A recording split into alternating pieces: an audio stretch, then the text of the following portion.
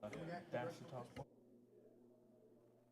So if someone else is talking, he knows how to do override. He just hold it. But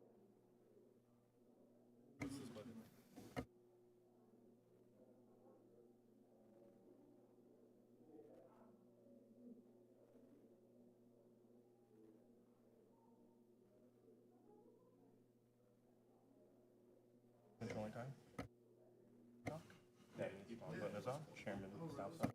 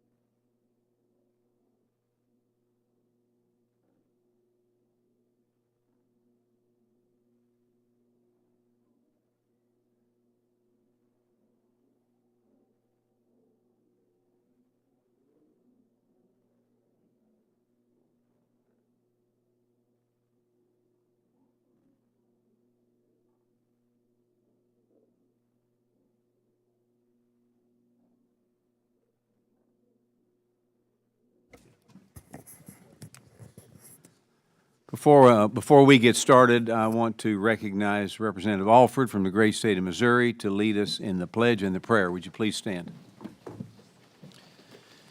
Well, thank you, Chair, for this honor. Let's go to our Father in prayer. God, we're just so thankful for this committee. We're thankful for our great nation. We're thankful for Administrator Loeffler being here. Please bless her and bless our ranking member and our chair as they lead us through this hearing today, God. Most of all, bless our 34 million small businesses in America. May the information we gain here today help them. And it's through your Son's Christ Jesus' name that we pray. Amen. I pledge allegiance to the flag of the United States of America and to the republic for which it stands, one nation, under God, indivisible, with liberty and justice for all.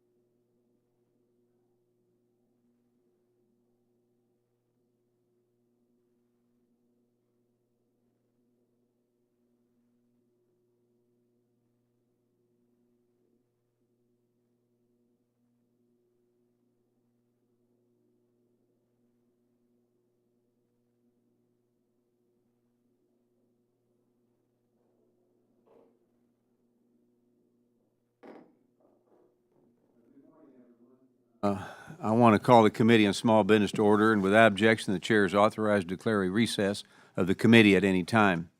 I now recognize myself for my opening statement. Welcome to today's hearing, Budgeting for Growth, and testimony from the Small Business Administration Administrator Kelly Loeffler. I'm very excited to welcome my friend, Administrator Loeffler, here today from the great state of Georgia to testify before us. I want to thank you again for your visit to Texas last week. We got to show you some great things happening in the great state of Texas, and where we had the opportunity to hear directly from small business manufacturers across the district as part of your Made in America roadshow. Now, today's hearing is an opportunity to examine how the President's budget proposal will support Administrator Loeffler in returning the SBA to its core mission of serving Main Street and ensuring American entrepreneurs are prioritized once again. So far too long, small businesses have been affected by Washington's budget mismanagement, burdensome regulations, and government overreach. President Trump's budget request makes a historic course correction by delivering over $163 billion in spending cuts, fueling American manufacturing, and realigning the government to better meet the needs of our nation's biggest job creators. Now, we commend Administrator Loeffler's work to the right size the SBA and her commitment to restore American manufacturing and innovation. Under her leadership, the SBA will once again prioritize what truly matters to small business owners and safeguard American taxpayer dollars.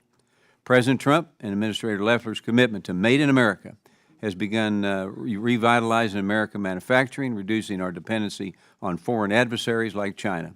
From the launch of the SBA's Made in America Manufacturing Initiative to the prioritization of skilled workforce development, Administrator Loeffler is fostering an environment where small manufacturers and small businesses can simply thrive.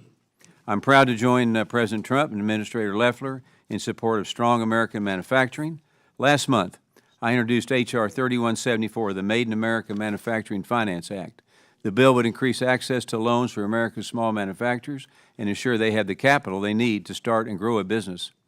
In another major step toward and forward for Main Street, this hearing comes on the heels of the House passage of H.R. 1, the One Big Beautiful Bill Act. This bill makes many of the pro-small business provisions found in President Trump's 2017 Tax Cuts and Jobs Act permanent, with provisions such as increased deductions for small business, bonus depreciation, and tax relief for tipped and overtime workers. This tax package definitely favors Main Street America.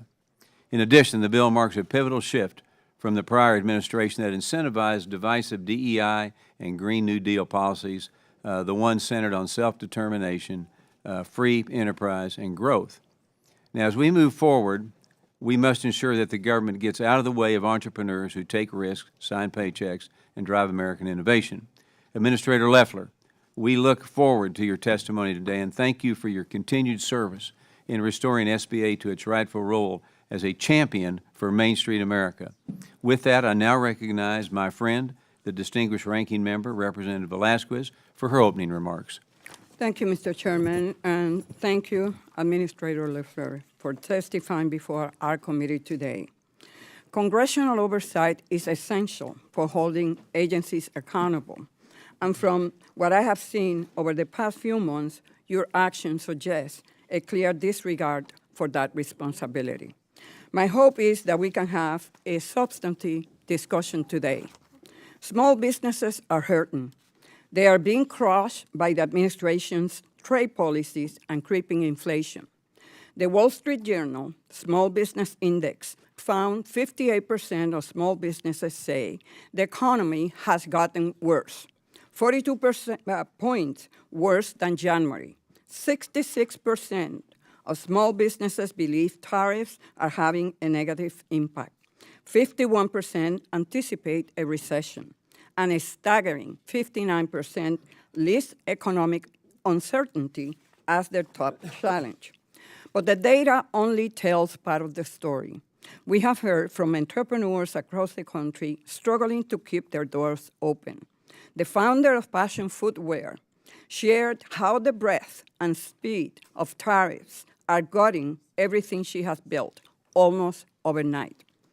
Dujuana Russell, the founder of Business Management Associates, launched her small business with $500 20 years ago and built it into a multi-million-dollar business. In February, she received stop work orders on numerous contracts and saw her business crumble. She lost 55% of her company overnight and had to let 15 employees go. It is hard for us to reconcile your golden age comments with the reality that small businesses are facing. Today, we're looking for substantive answers. In a press release, you announced a plan to eliminate 2,700 employees, representing a 43% cut to agency staff, yet you never consulted Congress and other key stakeholders about the proposed reforms. Instead, you charge ahead on a path to disseminate the agency, erasing institutional knowledge, customer service, and leaving critical skill gaps. In March, the president announced SBA will take over the student loan portfolio. And you responded the SBA is prepared to restore accountability and integrity to the program. But where are student loans mentioned in the agency's mission? What does this have to do with assisting small firms? I want to know how you intend to take over the student loan portfolio when you are hollowing out the agency dedicated to small businesses, not education. Turning to fraud, you have been quick to criticize the Biden administration's handling of the pandemic programs, while conveniently ignoring the fact that the vast majority of that fraud occurred under the first Trump administration watch. And let's not forget, the president fired the Inspector General, who was present under his first administration and has been applauded by members on both sides of the aisle in this committee. Despite numerous requests, we still have incomplete and insufficient responses to a variety of letters we have sent you. From DOGE and the reorganization to closing regional offices and staffing, there has been no engagement. This lack of transparency underscores the need for robust congressional oversight. And then you propose a budget that eliminated 15 of the counseling and training programs, many of which support veterans, women, and underserved entrepreneurs. At a time when we should be expanding opportunity for those who serve our country, it is disgraceful that you are cutting the Veterans Outreach programs that helps veterans successfully transition into civilian life. There is so much ground to cover, and I urge the administrator to provide substantive information in her testimony and answer our questions directly. Time is limited today, and we need answers to our questions that have gone ignored for months. I look forward to today's discussion and for more in-depth ones in the future, as I have a feeling today's hearing will not be enough. Mr. Chairman, I yield back. Gentlelady yields back, and I will now introduce our witness, Administrator Loeffler. Administrator Kelly Loeffler is the 28th Administrator of the Small Business Administration. Administrator Loeffler was the first in her family to graduate from college at the University of Illinois and later received an MBA from DePaul University. Prior to entering the public sector, she had a very successful 25-year career in financial services and technology. She served in numerous leadership positions at Intercontinental Exchange and as the founding of CEO of Bakkt. In 2020, she brought her private sector experience to the U.S. Senate, representing the great state of Georgia, where she passed legislation to strengthen economic growth and advocated for small businesses. Her experience as a businesswoman and senator makes her a great fit to lead the SBA and to help small business across the country achieve the American dream. So I want to thank you again for taking time to testify before this committee today, and I now recognize Administrator Kelly Loeffler for her 5-minute opening remarks. Good morning. Thank you, Chairman Williams, Ranking Member Velazquez, and members of the committee. I'm grateful to have the opportunity to appear before you today to discuss the President's fiscal year 2026 discretionary budget request for the U.S. Small Business Administration. This budget reflects our agency's return to its mission with a clear strategy: streamline services, eliminate waste, and ensure every taxpayer dollar delivers measurable results for America's small businesses. It consolidates duplicative operations, shifts resources to our field offices who are on the front lines, and refocuses our agency on proven solutions, including our Capital Access Program and nationwide network of small business development centers. It reflects the President's belief that small businesses are not just part of the economy, they are the engine of it. And to build a stronger, more secure, more prosperous America, we must put Main Street and our job creators first. I'm pleased to report that under President Trump's leadership and through the reforms we've implemented at the SBA, this is exactly what's happening. Main Street is making a historic comeback. Since January, President Trump has cut core inflation to its lowest level since 2021. He's secured over $11 trillion in private sector investment. He's delivered 500,000 new jobs while deregulating after the last 4 years of massive bureaucratic expansion of the regulatory state. And he's brought dozens of countries, including China, back to the negotiating table for fair trade deals. Job creators and workers once again know they have a seat at the table, and they know that this administration has their back. Our economy is spring-loaded for growth, especially on Main Street. And I am pleased to report that the SBA has never been more prepared to help small businesses lead the America First economic comeback.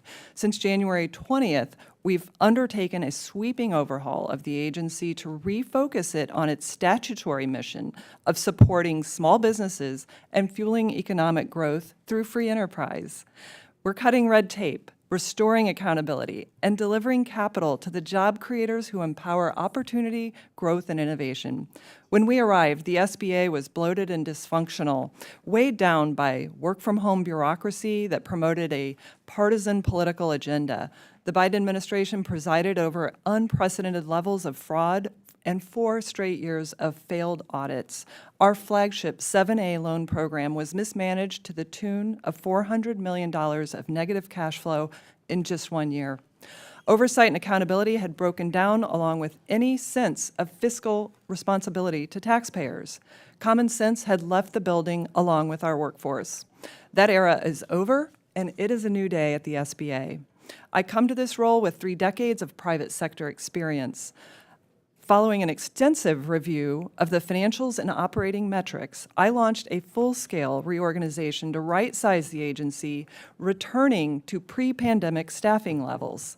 Our team is unleashing resources that had been consolidated in Washington back out into the field among our 68 district offices in local communities. We canceled wasteful contracts for total cost savings of more than $3 billion.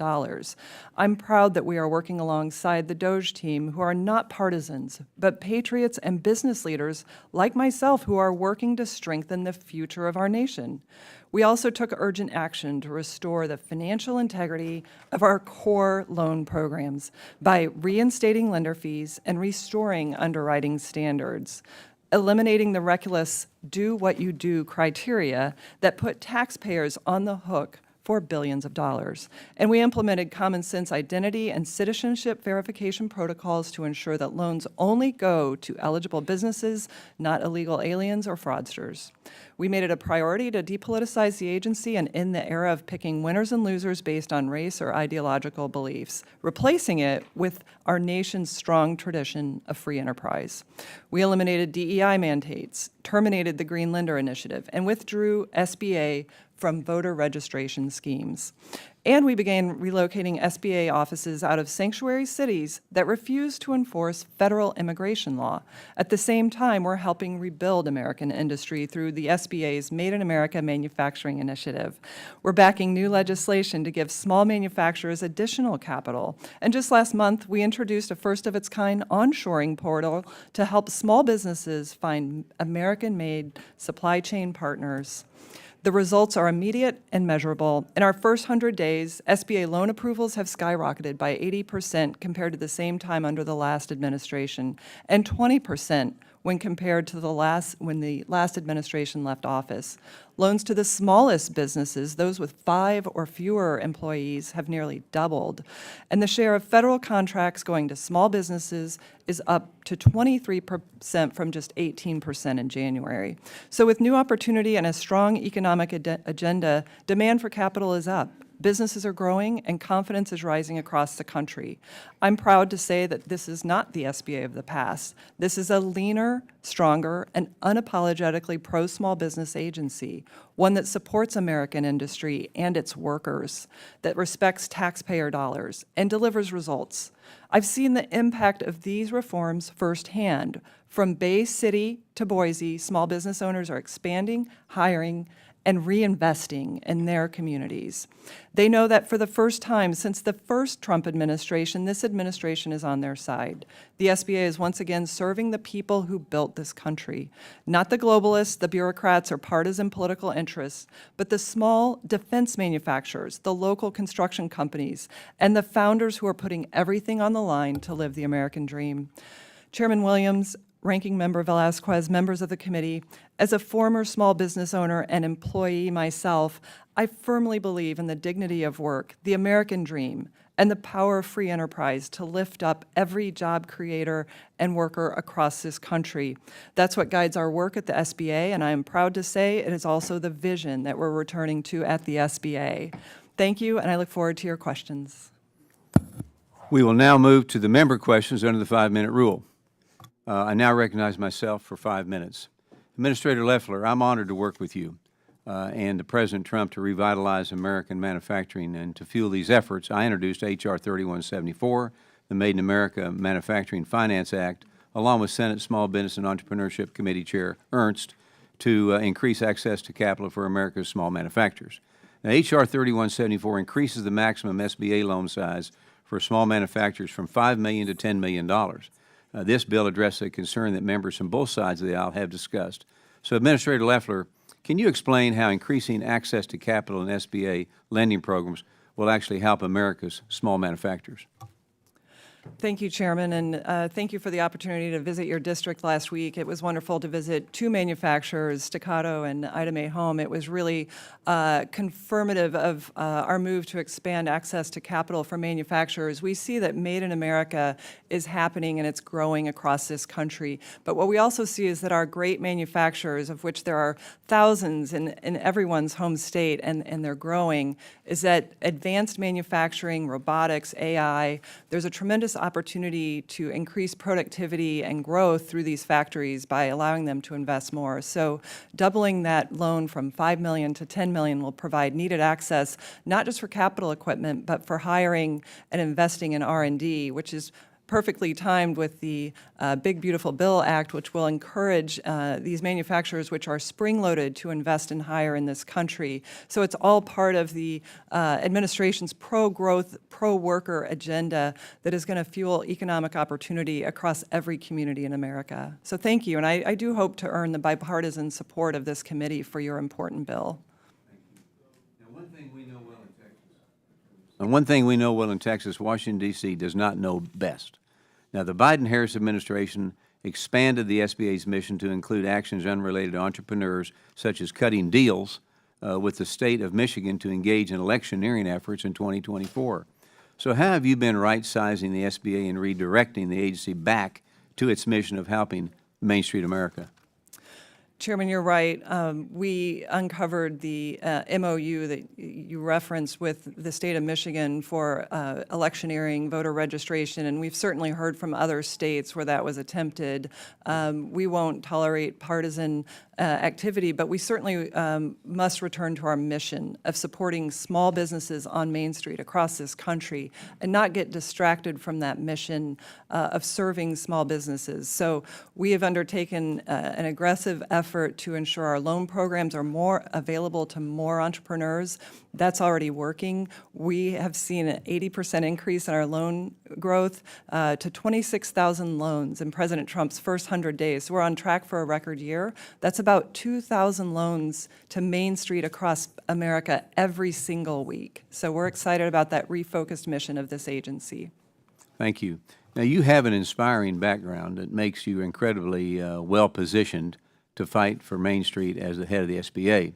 From businesswoman to senator, you have a unique perspective and knowledge based on what it takes for small businesses to thrive and how important it is to foster an environment that allows small business to do what they do best.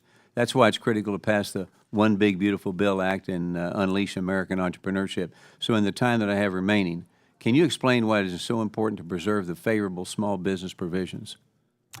Chairman, you're right. I was raised in a fourth-generation farm family, now 5 generations. They also started a small trucking company, great entrepreneurs that never called themselves entrepreneurs, but had all the challenges facing, taxation, excessive regulation. And this bill, what it does is return power to small businesses by making sure their taxes stay low. And I was disappointed to see that every Democrat member of this committee voted against small business tax relief. What it does is provide small businesses that certainty that they will have a 23% 199A pass-through deduction. They will have 179 expensing, accelerated depreciation, 100% expensing for Made in America, and it comes with a $1.6 trillion spending cut that reduces the massive inflation and the cost of government in this country. That's what taxpayers voted for under President Trump. This bill is pro-small business, it's pro-worker, and it's pro-growth. So we at the SBA are proud to support it. Thank you very much. I now recognize, I have remaining of my time, I now recognize the ranking member for 5 minutes of questions. Good morning, Administrator Loeffler. Members of this committee have sent you 9 letters requesting information on the major changes at SBA. Our letters went unanswered, questions were ignored, and documents were not provided. We have the right to exercise oversight of the agency. So would you commit to responding fully and promptly to all oversight requests, yes or no? Ranking member, we've responded to every single letter, and we've been very focused on ensuring this agency has great transparency. We've put out numerous announcements. Yeah. We've responded to every letter to make sure that you have, I look forward to working with you. I want to make sure that our small businesses have bipartisan support. So I want you to know that this type of response is unacceptable, that we expect for you to answer our question point by point.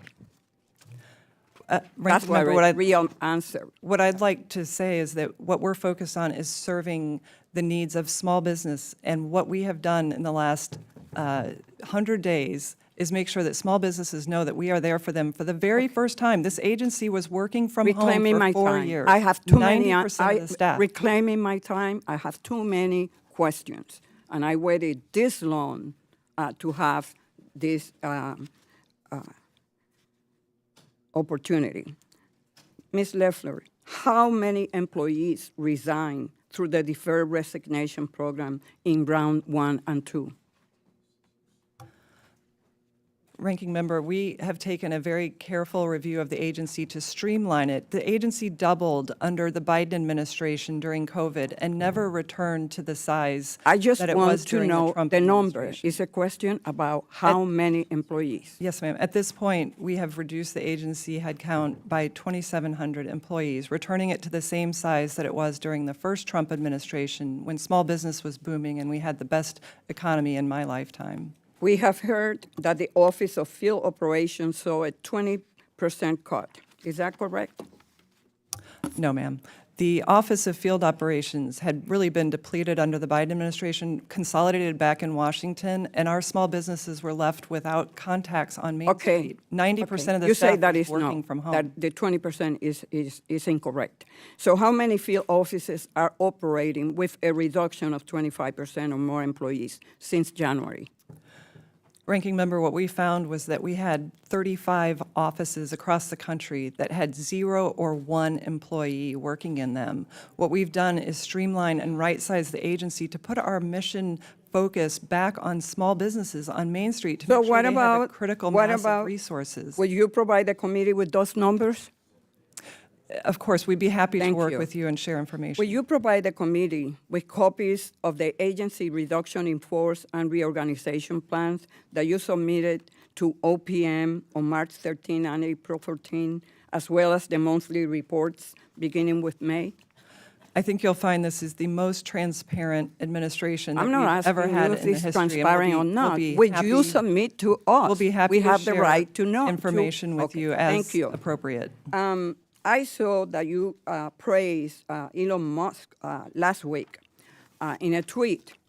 And so did you see Elon Musk's recent tweet saying that the Trump administration's massive, outrageous pork field congressional spending bill is a disgusting abomination?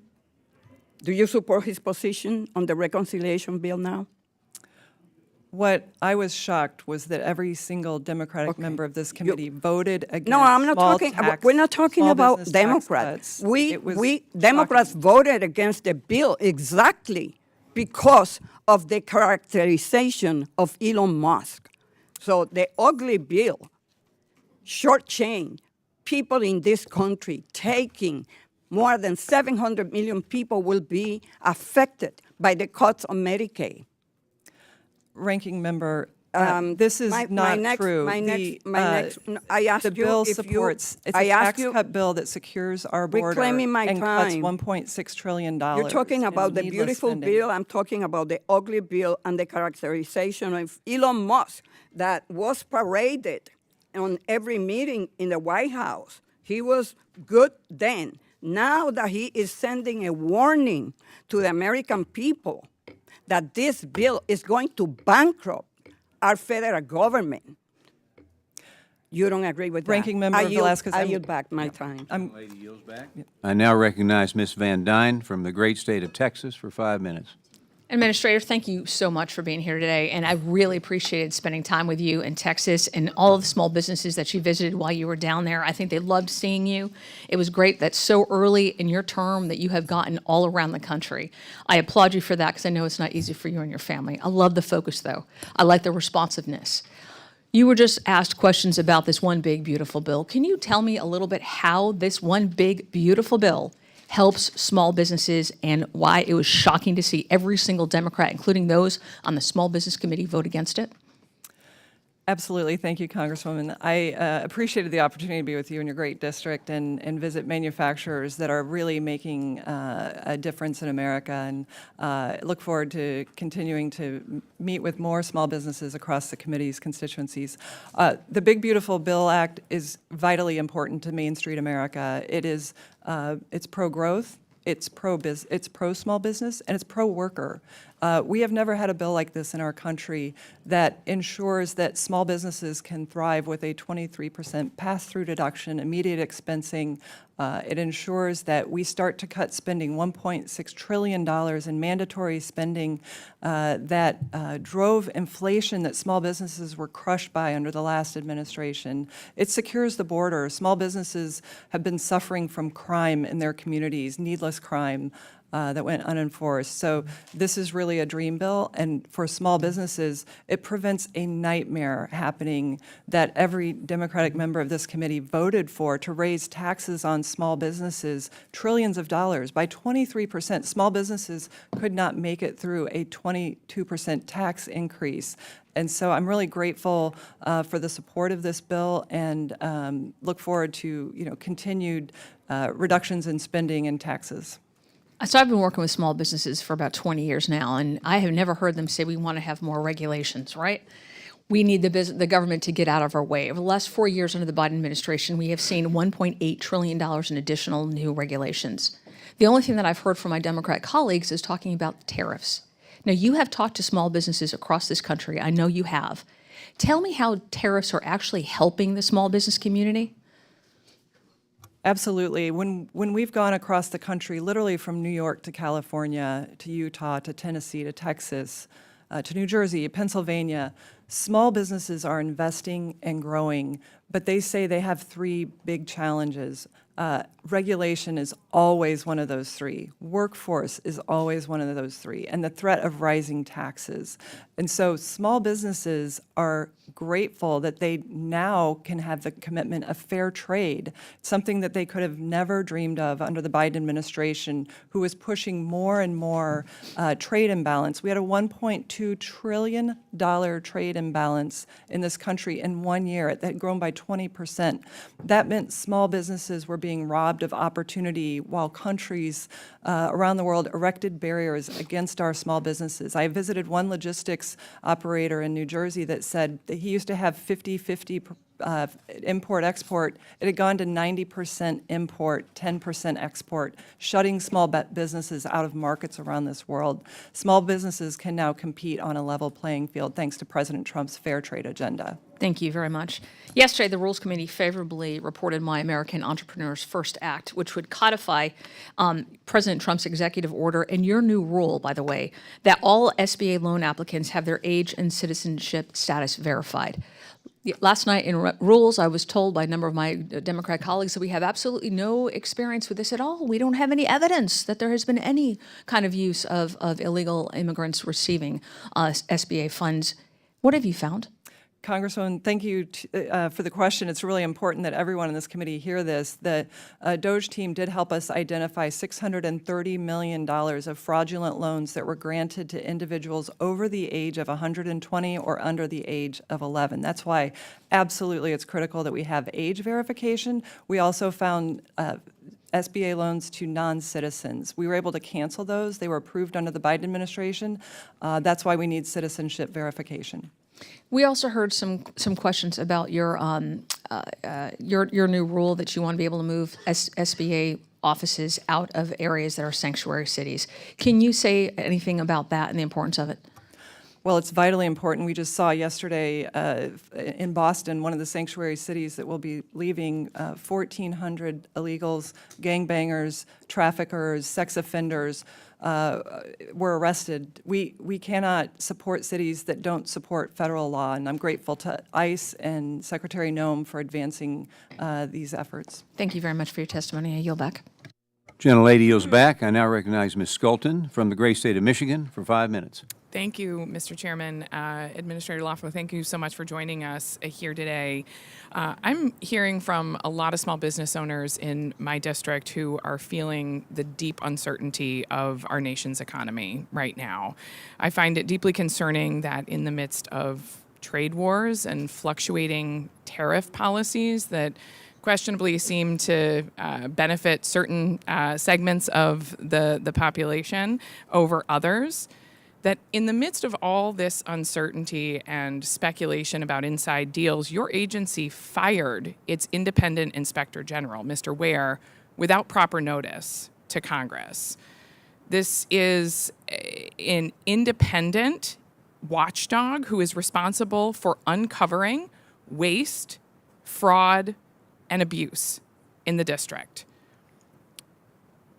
Firing him does not do anything to alleviate the concerns of small businesses in my district. This is a fact that, has raised concerns, again, about what type of inside dealings are happening within the Small Business Administration, who's getting preferential treatment.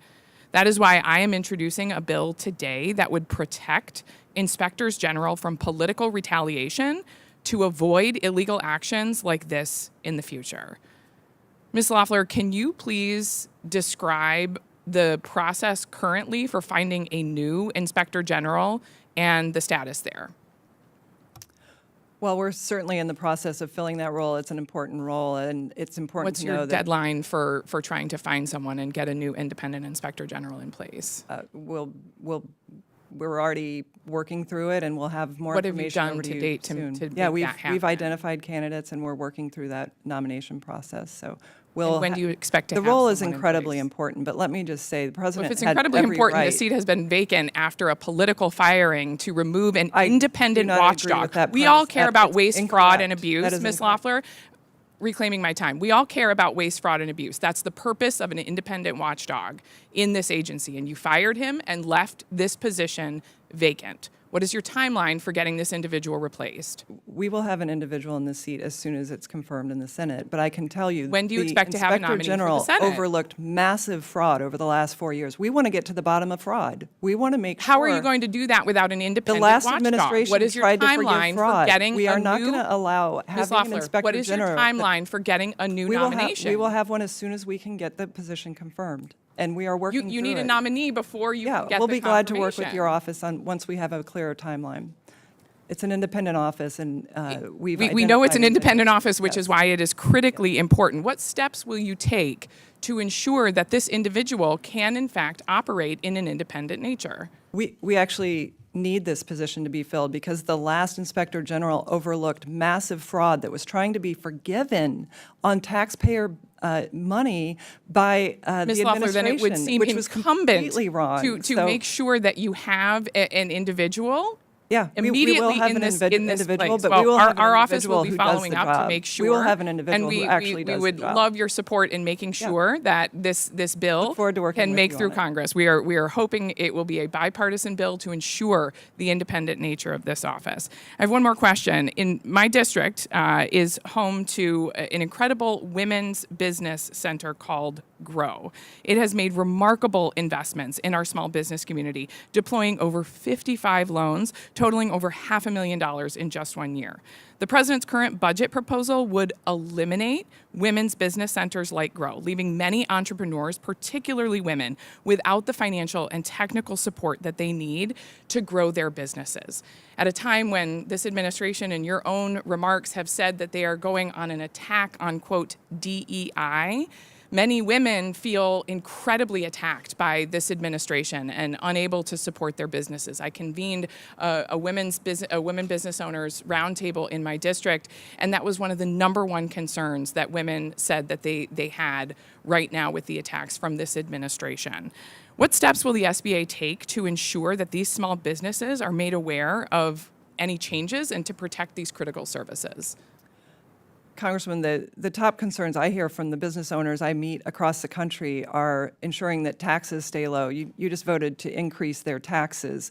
Our efforts at the SBA are streamlining our services to ensure that there's not confusion. If you're let's say you're a woman To be clear, veteran, let's put a pass-through on there that actually supports and prioritizes small businesses, and I think we'd get unanimous bipartisan support from this committee. But we know overwhelmingly the benefits went to the large corporations, not the small businesses. Thank you. I yield back my not true. time. Gentlelady yields back, and let me take a moment of personal preference. The administrator's last name is pronounced Loeffler. So I now recognize Mr. Elsie from the great state of Texas for 5 minutes. Thank you, Mr. Chairman. Thank you, Administrator. Before we start our talk, I'd just like to point out that I think it's ironic that it's critically important now to have an Inspector General in place when we watch the SBA and the previous administration waste billions and billions of dollars, that I didn't hear the other side arguing that it's critically important that that Inspector General get to work and find that money. It's gone. We're never getting it back. So let's take a little step back and not be too hasty to say it's critically important now. It's always been critically important, but it wasn't critically important a year ago. Thank you for being here, Administrator Loeffler. Thank you for coming to the state of Texas to see a small business in our neck of the woods in North Texas. You could be doing a whole lot of other things, but instead you're going out throughout the country to visit small businesses that are benefiting from your agency.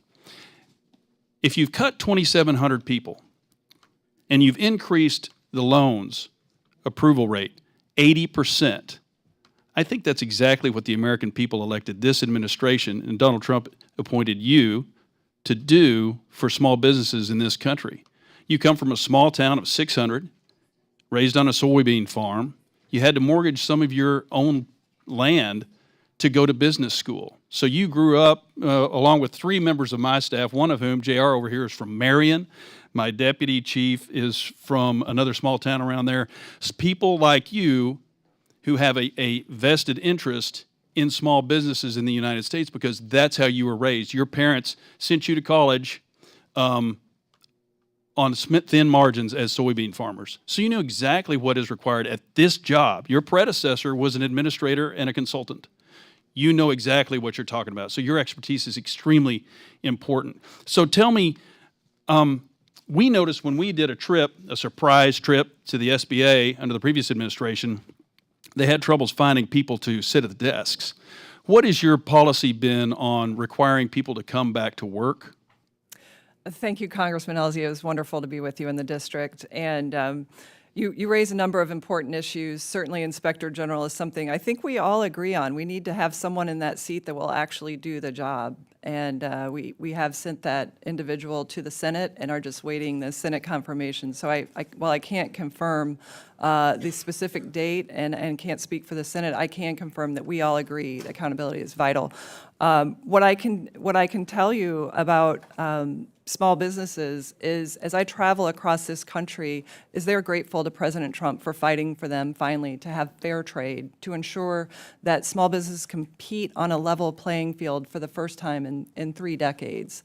And one of the things that we're seeing certainly is the access to capital is growing because of our efforts to streamline the agency and get rid of the bureaucracy that was preventing small businesses from being a focus of the agency. It was impossible to touch a small business when I first got to the agency because there was so much bureaucracy. And the agency had doubled during the Biden administration. When I walked in, 90% of the staff had been working from home for 4 years. And I filmed that. I put a video out. It had 30 million views. We now have most of the staff back in office. We're streamlining the agency to refocus on small businesses, and it's working. It would seem that up here in Congress, it seems that all these administrative jobs, it's a jobs program for GSs. That's not what the American people are paying for. It's their money. And so therefore, people going back to work at the SBA to provide small loans for small businesses of with 5 or fewer employees is exactly what you're supposed to be doing. So is there a correlation between telling people you're fired if you're not working and the increase and the uptick in going back to work, but also the increase in loans approved? Well, certainly there are mission-minded individuals at the SBA, and I'm grateful for the good individuals at this agency, and I'm thrilled that we've put 30% of our staffing back out in the field. You're right, it had consolidated up in Washington under bureaucracy and administrative rules and rules that really wrecked the loan program. So we've right-sized in the agency and reshuffled the loan program back to what it was under the Trump administration when it worked and wasn't going in default and costing taxpayers billions of dollars. I'd finally like to thank you with the time remaining to say thank you for being a very successful business person, pulling yourself up by your bootstraps, and you can do anything you want with your life right now. You're giving back to the American people by taking on this very, very difficult job, and furthermore, you're leaving Washington to go out and visit these businesses that they're going to be getting the benefits of what you're doing. So thank you very much. I yield back, Mr. Chairman. Gentleman yields back. I now recognize Ms. McIver from the great state of New Jersey for 5 minutes. Thank you, Chairman and Ranking Member, for convening this hearing today, and thank you to the Administrator for being here with us finally. We've been waiting for months for you to get here. I do agree, it is a new day at the SBA, a new depressing day. Since this administration began, we have heard almost nonstop concerns from small business owners fighting for their businesses' survivals, all while the SBA cuts staff, plans to take on more than $1 trillion student loan portfolio, and removes critical needed resources from communities across the country. Administrator, you should be working with us as well, too, on the Democratic side to support our small businesses. You mentioned you came to New Jersey. Next time, give us a call. We'll love to be with you as well, like our members across the aisle have been. I led several of my New Jersey and New York colleagues in a letter to your department expressing concern that your plan to remove SBA offices from so-called sanctuary cities would negatively affect my state and the surrounding region, which contributes trillions to the national GDP. In response, you sent a letter describing these concerns as concerns for illegal aliens and characterizing these communities as criminal sanctuary cities. As head of SBA, do you care at all for expiring entrepreneurs in these communities you so-called label them as sanctuary cities? Do you care, yes or no? Congressman, I'm deeply concerned about our cities that. Do you care, yes or no? Yes? Absolutely. But Okay, I'm yes, also I'll take that as a grateful yes. this Do you administration commit is right securing the here to border. stop your plans to do away with the resources many of these businesses rely on? Yes or no? Congressman, we're Yes or streamlining no? our resources to ensure that No, offices I'll take have- that as a no, because obviously you don't care. These are businesses that are not labeled as Democratic or Republican. You're going to hurt all businesses by doing something like this. You mentioned working with DOGE to identify what you called illegal loans to undocumented people. However, even after requests from us to review DOGE access, we have had silence, complete silence from you and your office. And now we hear about this case. Will you commit to allow members and committee staff an in-camera review of these cases? Yes or no? We will commit to working with you to so that you understand the importance of the cuts that. Yes or no? we're Yes? streamlining. Do I hear yes or no? Okay. We I'm will gonna absolutely take look that- forward to working with you. Okay, because let's take that as a yes. We'll refocusing of wait on the this agency response. Is vital. On, for I'm small reclaiming my time. businesses. On February 3rd, I have a lot of questions, Administrator. No disrespect, but we've been waiting for you for months, so you have to let me get through my questions. On February 3rd, 2025, Musk and Trump's DOGE team invaded the SBA and gained access to SBA systems, including its human resources, contract, and payment systems. This type of access to the government systems by unauthorized, unvetted individuals is unprecedented. The committee continues to request specific information on the level of DOGE access to SBA systems that you have not provided, yet you regularly cite the information that DOGE releases about SBA that appears to be obtained from those systems. What SBA system did DOGE access? Congresswoman, the premise of your question is entirely false. Our DOGE partner is an SBA employee who has been vetted, as has the entire team. and Administrator, they are did working DOGE gain to ensure- access to employee personnel files? Congresswoman, this is exactly Did what DOGE frustrates small gain access businesses. to employee They wanna personnel know that you're files? focused Yes on or no? These are yes or no questions, Administrator. Okay, I'll Congressman, take they that have as the the yes if you're not access that responding. any Did employee DOGE gain has. access? I'm reclaiming my time. Did DOGE gain access to the personnel identifiable information of small businesses? Congressman, we Yes have, or no? We It's have yes or followed every no, law, and we will Administrator. continue to follow the law as SBA employees. Okay, I'm going But to we take just that as saw you a not answering. USDA I'm reclaiming my employee time. I'm arrested. reclaiming my time. What information was obtained and what is it being used for?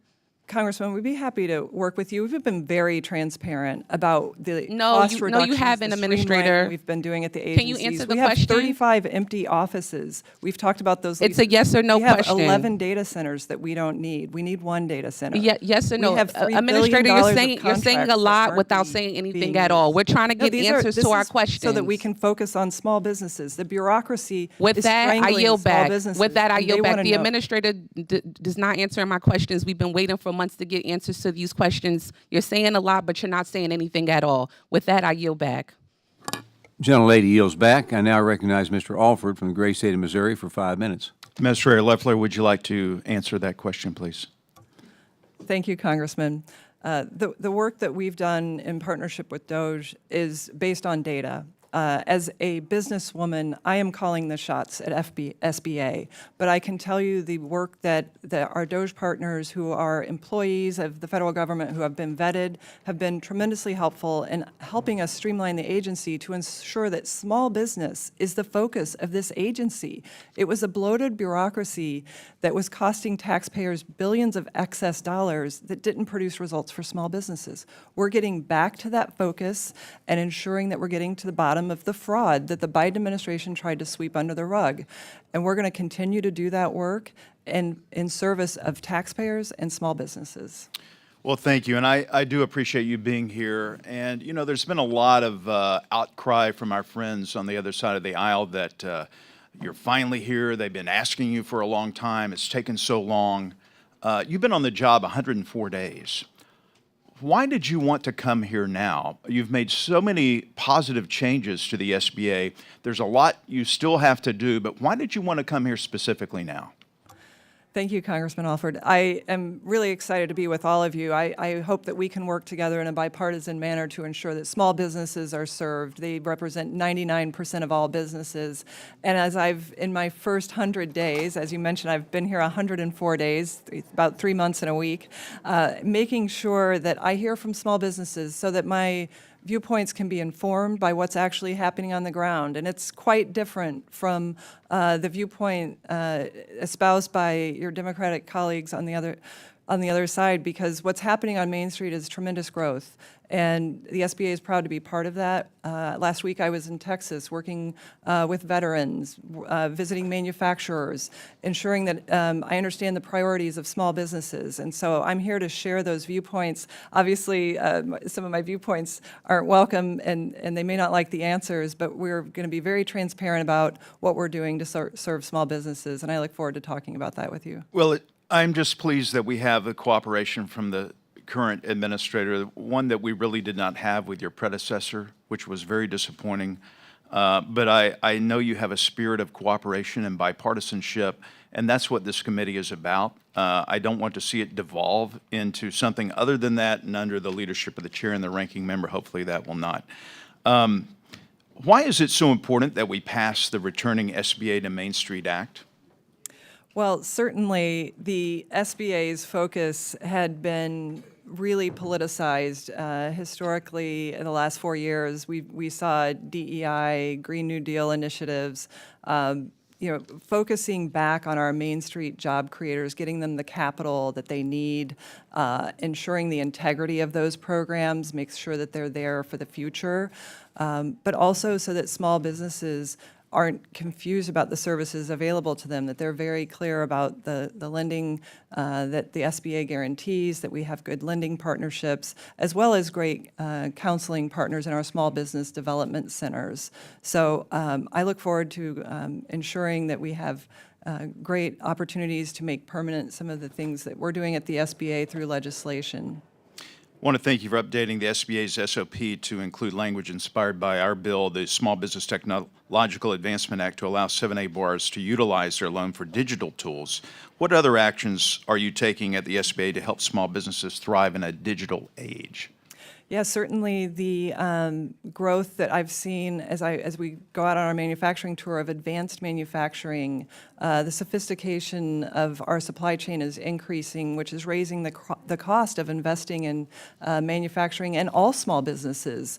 The technology tools are great ways to increase efficiency and productivity at small businesses, so increasing our loan sizes from $5 million to $10 million for manufacturers will help really ensure that an environment that is spring-loaded for investment in capital, that they have those resources available through loans backed by the SBA. Thank you. I have about 30 seconds left. I want to correct the record from previous questions. The population of America is about 330 million, and so it would be impossible for 700 million to be harmed from the legislation we're putting forth. Do you plan on coming back to testify? I would love to. I very much support the opportunity to share in a bipartisan manner the work of the SBA and to ensure great transparency and collaboration. Thank you. I yield back. Gentleman yields back. I now recognize Dr. Morrison from the great state of Minnesota for 5 minutes. Thank you, Chairman Williams, and thank you, Administrator Loeffler, for taking time to testify today. Time's short, so I'm going to jump right in. Were you consulted on President Trump's tariff policy? Congresswoman, I certainly stay in constant dialogue with President Trump. There is no stronger advocate of small business than President Trump. He knows that small business is big business, and he also knows that small businesses have been incredibly disadvantaged by unfair trade policy, by an unlevel playing field that not only disadvantages— Thank you, Administrator. So I assume you support workers. President Trump's tariff policy, I guess if you could call it a policy? Well, I would say that it's a fair trade policy that has not been in place for 30 years, that has created a massive disadvantage. Thank you, for all Administrator. Americans. Are you aware of the tariff exemption that President Trump announced on April 11th for smartphones, laptops, and televisions? Yes, Congresswoman. Do you support this exemption?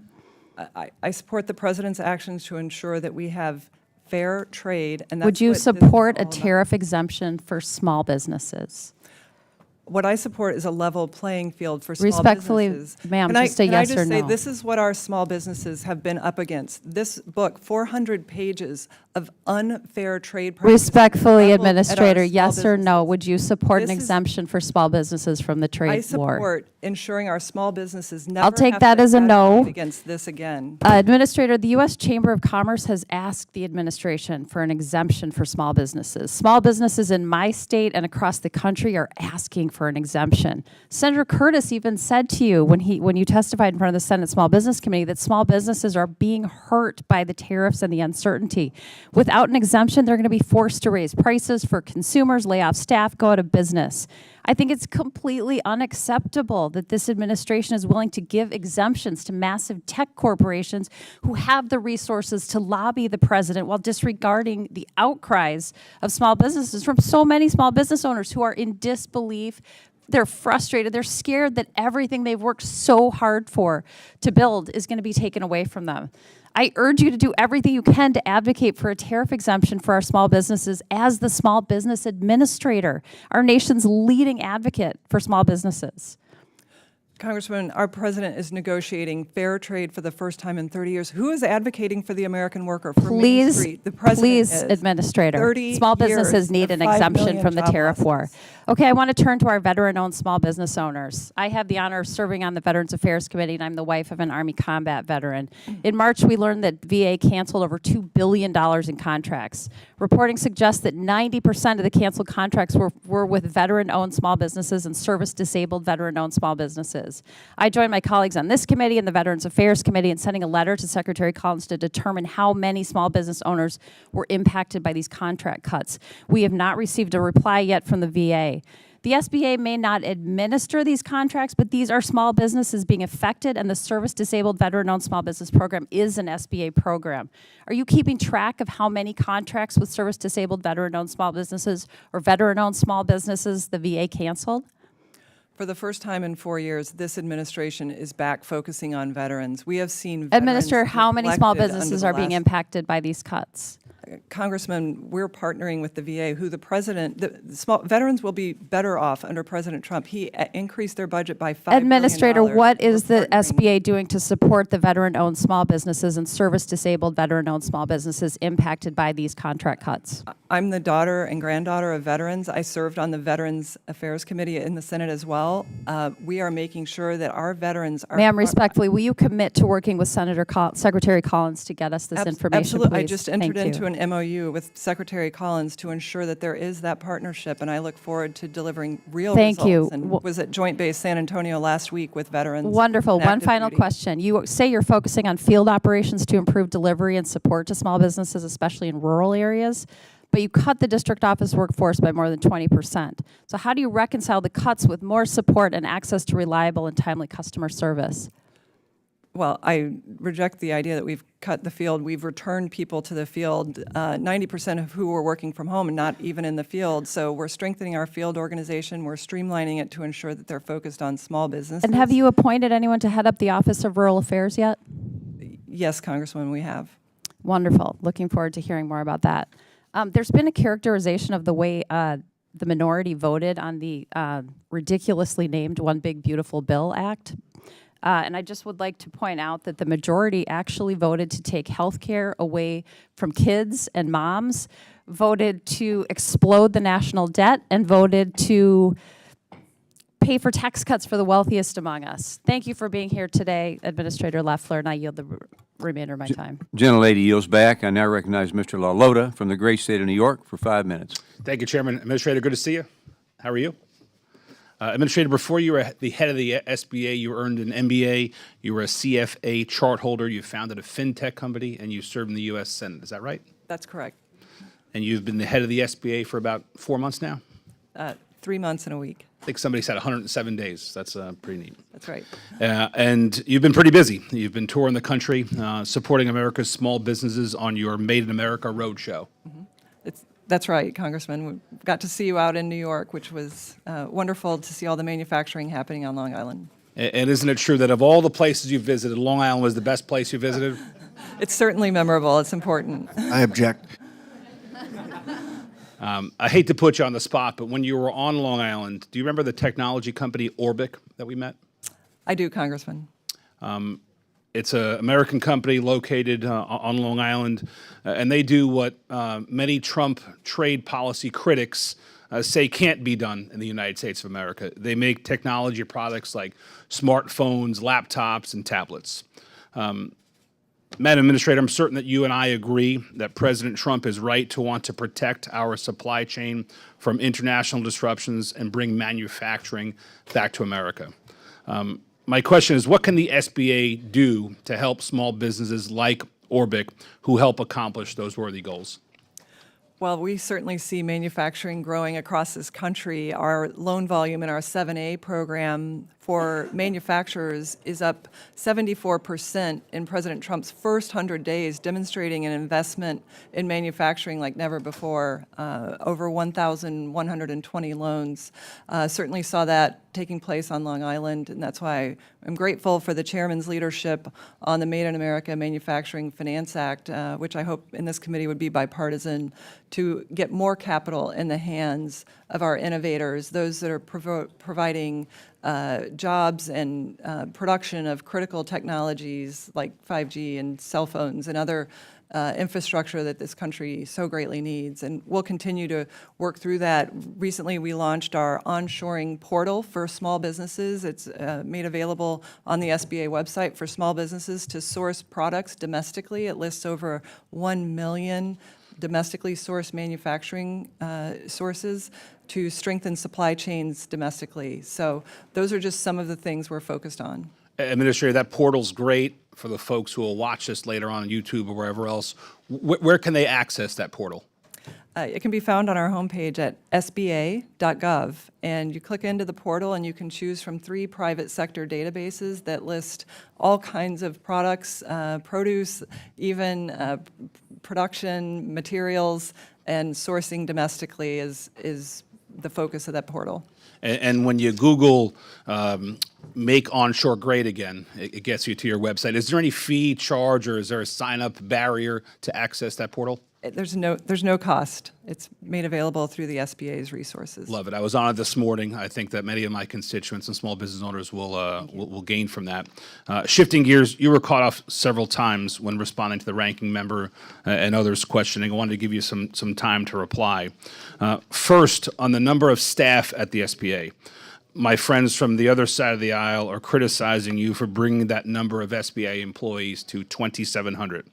Madam Administrator, why is 2,700 the right number?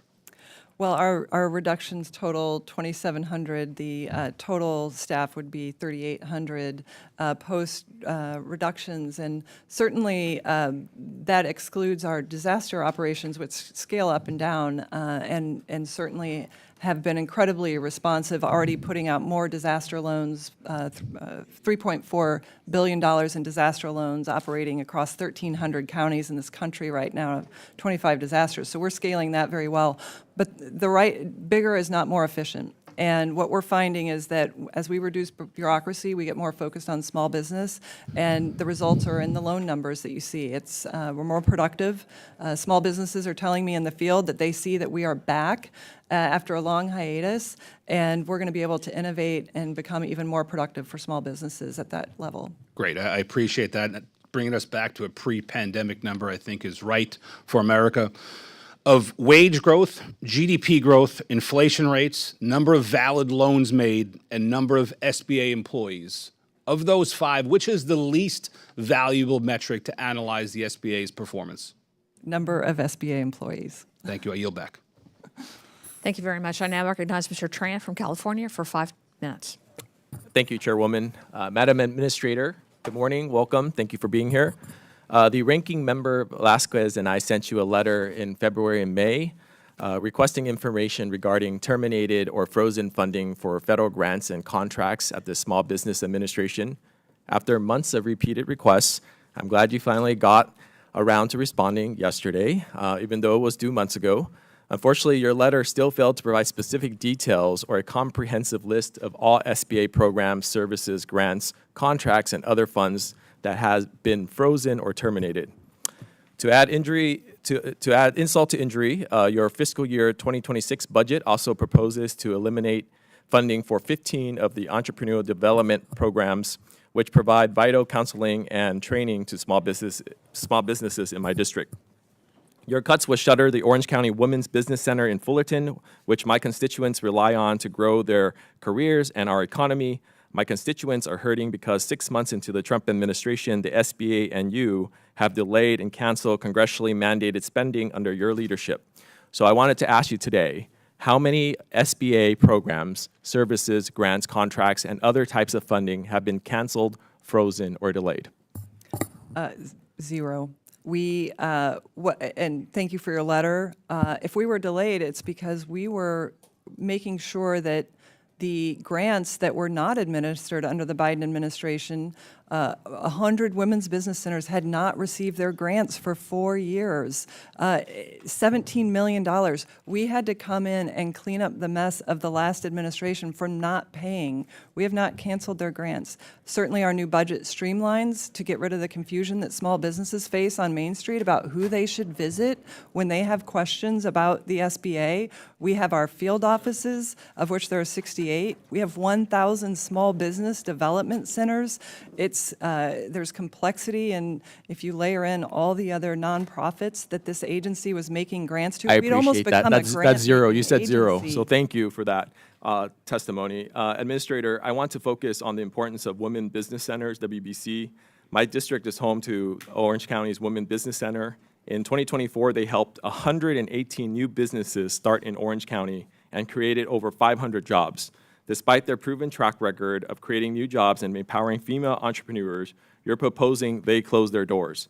This program is the definition of an efficient government program that has contributed to local economic growth and innovation. With every $1 invested in WBCs, we've seen $6 in new business revenue and $15 in economic activity, an extraordinary return on government investment. Under your plan, you're proposing a one-size-fits-all approach to small business counseling. Administrator, why are you canceling funding for a program that has bipartisan support and drives job creation? Congressman, certainly there are many great nonprofits across this country and providing services. This agency is ensuring we get back to our mission of focusing on small business capital access and delivering service through our 1,000 small business development centers across the country who partner with our Veterans Business Outreach Centers. In fact, this week we have 35 efforts ongoing for small businesses to learn boots to business, job and skills training to become entrepreneurs and ensure that we partner together with our small business development centers. Speaking of veterans, small business owners, veterans often possess unique qualities such as leadership, discipline, time management, logistic, and strategic thinking, which are highly transferable to business. Despite this, they were often underrepresented in business and faced challenges to transitioning to entrepreneurship.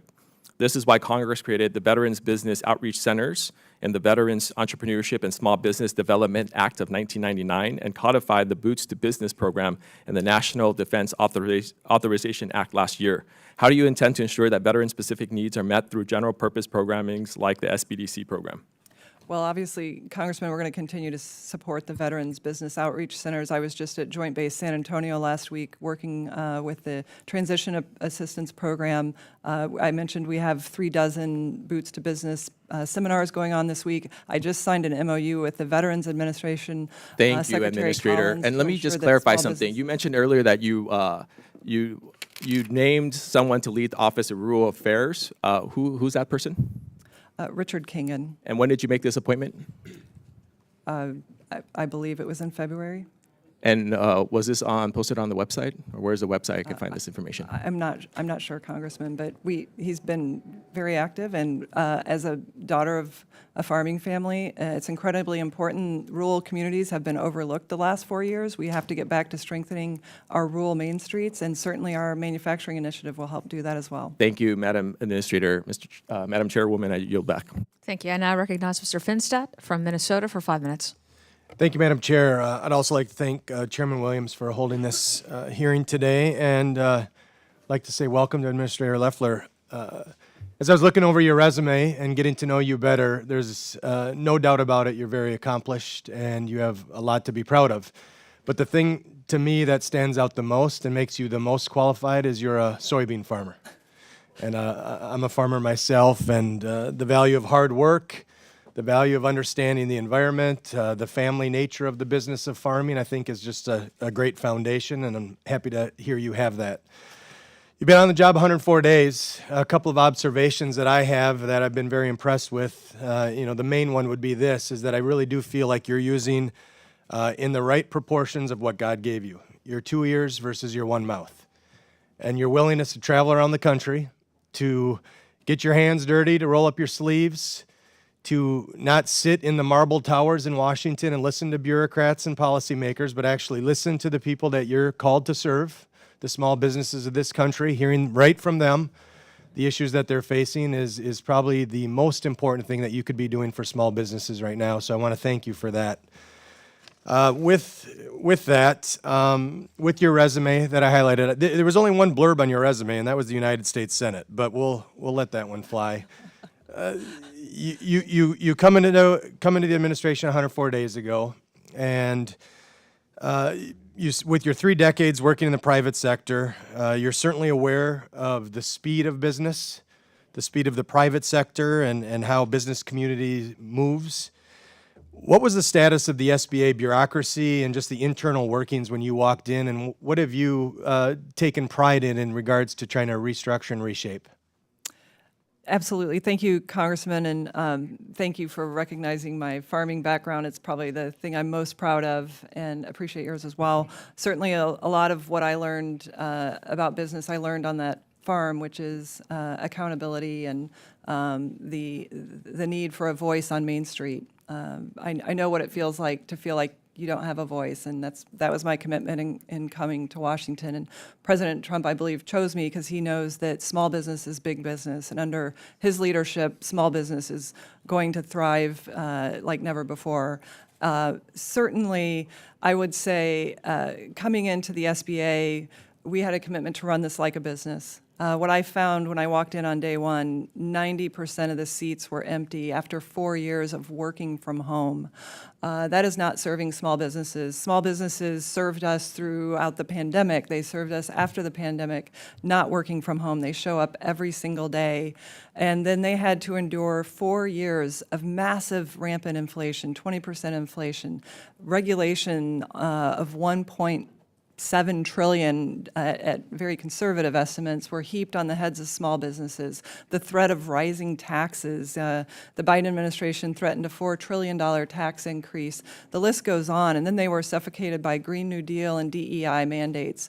We got into the agency, rolled all that back, made people come back to work, put our staff out into the field to work with small businesses, and then got to work fighting for the One Big Beautiful Bill Act to make sure that small businesses don't face a massive tax increase, and to ensure that something like this never happens to small business again, that they don't have that they know that someone has their back on Main Street, and that we will have fair trade, that small business products will be welcomed around the world once again. So it's a great honor. It's very humbling to serve our nation's 34 million businesses and job creators, and we're just getting started. Appreciate that. I have a bill called the Prove It Act, and one of the highlights that I like to talk about with that is, it's not just the dollars, it's the 350 million hours of paperwork and man hours that go into complying with the different layers of regulations. And, as a small business owner, you don't have a stable of lawyers or regulatory affairs people, or, you're the janitor, the HR, the CFO, and the CEO all before lunch. And so would love to work with you as we move that through Congress. Just in closing, you talked a little bit about rural America, and I have a bill up this week, the Save SBA from Sanctuary Cities Act. So in Minnesota, we have an SBA center in Minneapolis. Minneapolis has chose to be a sanctuary city. We have seen an uptick in crime, and quite frankly, folks from southern Minnesota that I represent aren't too inclined to drive to Minneapolis to go to the SBA office. Just a quick thought on if you're supportive of this and if you're willing to implement it if we pass it. Yeah, we're very supportive. As you know, we've decided to move all of our regional offices out of sanctuary cities that refuse to cooperate with federal law and ICE, and I'm grateful to have the opportunity to codify that. So thank you for your leadership on that. Appreciate it. Thank you, and I yield back. I now recognize Mr. Olszewski from Maryland for 5 minutes. Thank you, Madam Chair, Ranking Member Velazquez, and Administrator Loeffler for joining us today. We've heard a lot from you and my colleagues today about both DOGE and as Elon Musk describes it, the disgusting abomination bill. So I'll focus my questions on those two topics today. I'll start with your prior service in the Senate, Administrator. You acknowledge that individual provisions like the no tax on tip can be acted on independently, as the Senate did through unanimous consent, right? It's a yes or no, right? You acknowledge that can happen. Congressman, and if you can't say yes or no, we'll say I don't know, and that's fine too. I'll leave it to the Senate. Yeah. So you can, because they did. So I know it might have been a little while, but so I just want to be clear. I didn't vote against the disgusting abomination bill because of taxation on businesses. I and my colleagues would have supported that, as the Senate did on an independent provision. I voted against that bill because it guts health care for millions of Americans. I voted against that bill because it takes away food supports for veterans and hungry kids and seniors, and it hurts the farmers in my district. I voted against that bill because it raises our country's deficit by trillions of dollars. I voted against that bill because it now says a child who is 7 is no longer a dependent child, Administrator. I voted against that bill because it weakens our courts. I voted against that bill because it is a reverse Robin Hood nightmare for our country. So there are provisions in this bill that on their own, me and my colleagues would be happy to support. So I have to ask you, and again, you can say yes or no, or I don't know, pass, but those are your options. Do you support the provisions that reduce Medicaid? I support the provisions that reduce Medicaid, waste, Okay. fraud, and abuse. Do you support the which we provisions know that is remove happening. So food the supports? People who deserve to have Medicaid. Do you support? It needs to be there for do you them. support provisions that remove food supports? I support removing people who are gaming the So system. you support who should you not support have- here's an easy one. Do you support the provision that makes a 7-year-old child no longer considered dependent? I support provisions that ensure that it is there for the people that need it, and the people that are gaming the system. I don't not think in a the single mother who has a 7-year-old child who's now being forced to work I is don't think gaming the the premise of system, your reclaiming question my is time. Do you accurate. support the provision that weakens the courts? I support this bill because it reduces taxes, it cuts spending, and it ensures that waste, And we can fraud, do all abuse, those things and federal respectfully, problem Administrator, programs are without eliminated. doing all of these things that harm Americans in deeply painful ways. Turning now to Doge, Madam Chair, I'd like to enter into the record an article from Fox News, that highlights the efforts that I led as Baltimore County Executive to lead $700 million of efficiency in local government. Without objection. Thank you. So just a few questions about Doge, since we're talking about how great it is, and I've proven it's possible without firing people and without harming programs. What kind of vetting have you done with Doge employees? What does that look like?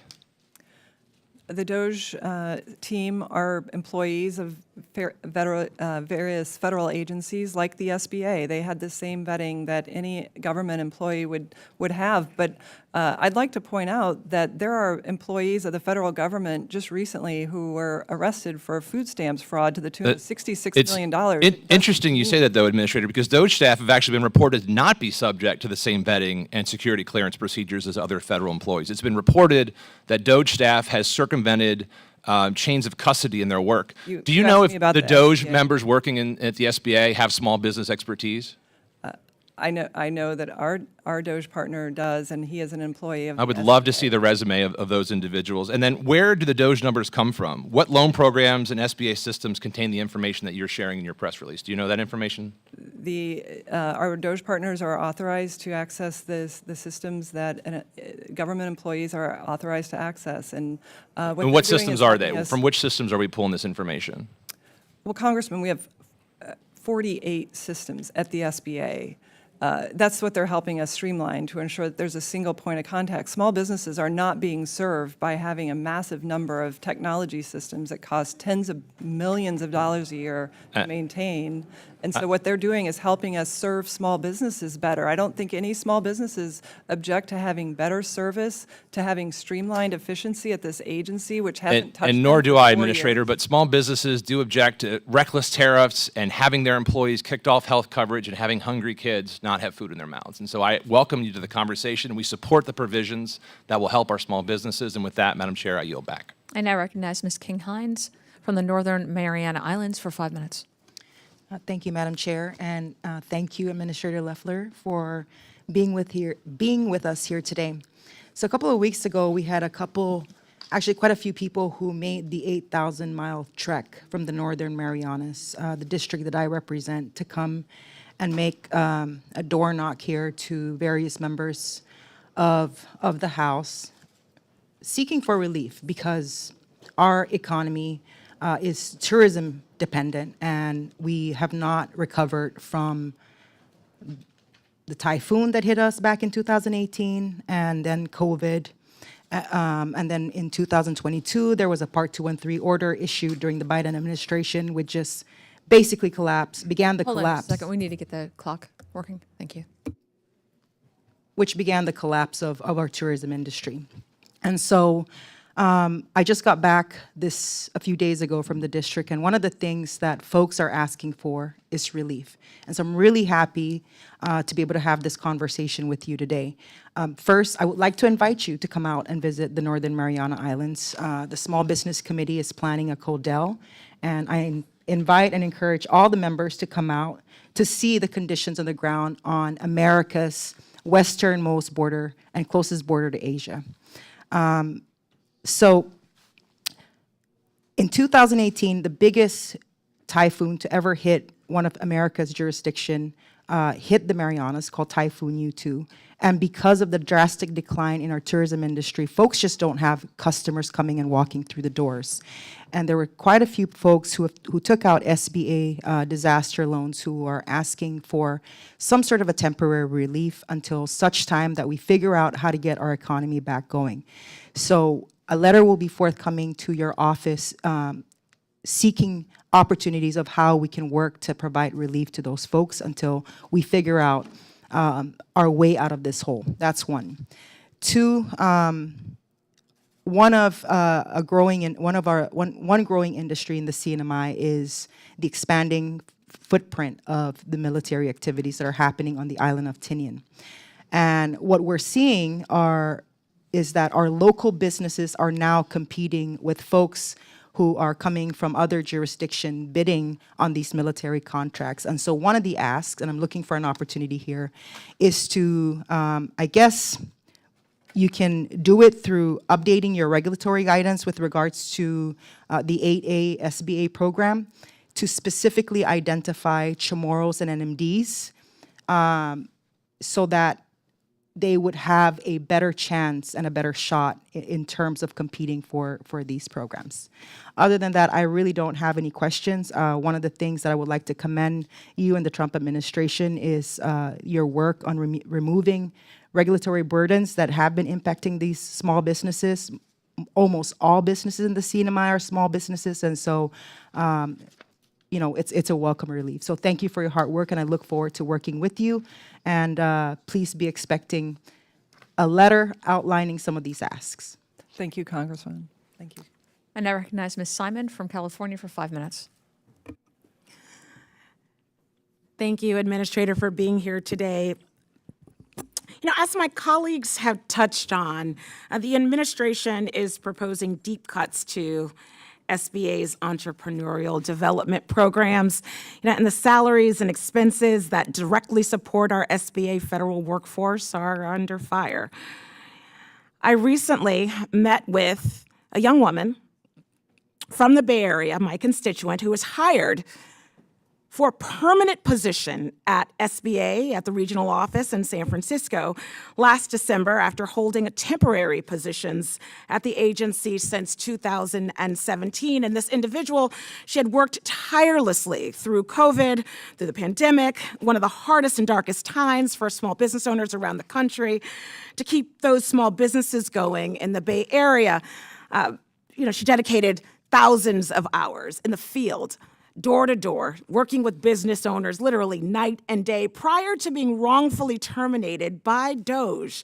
This individual played a vital role in connecting these small businesses, especially minority-owned businesses, which I know this administration doesn't have much love for, and underserved businesses to resources, training, and expert opportunities. Technical assistance, as you know, is extremely important for our small businesses. Then one Friday, unbeknownst to her and her direct supervisor, she was fired unexpectedly and without proper reason.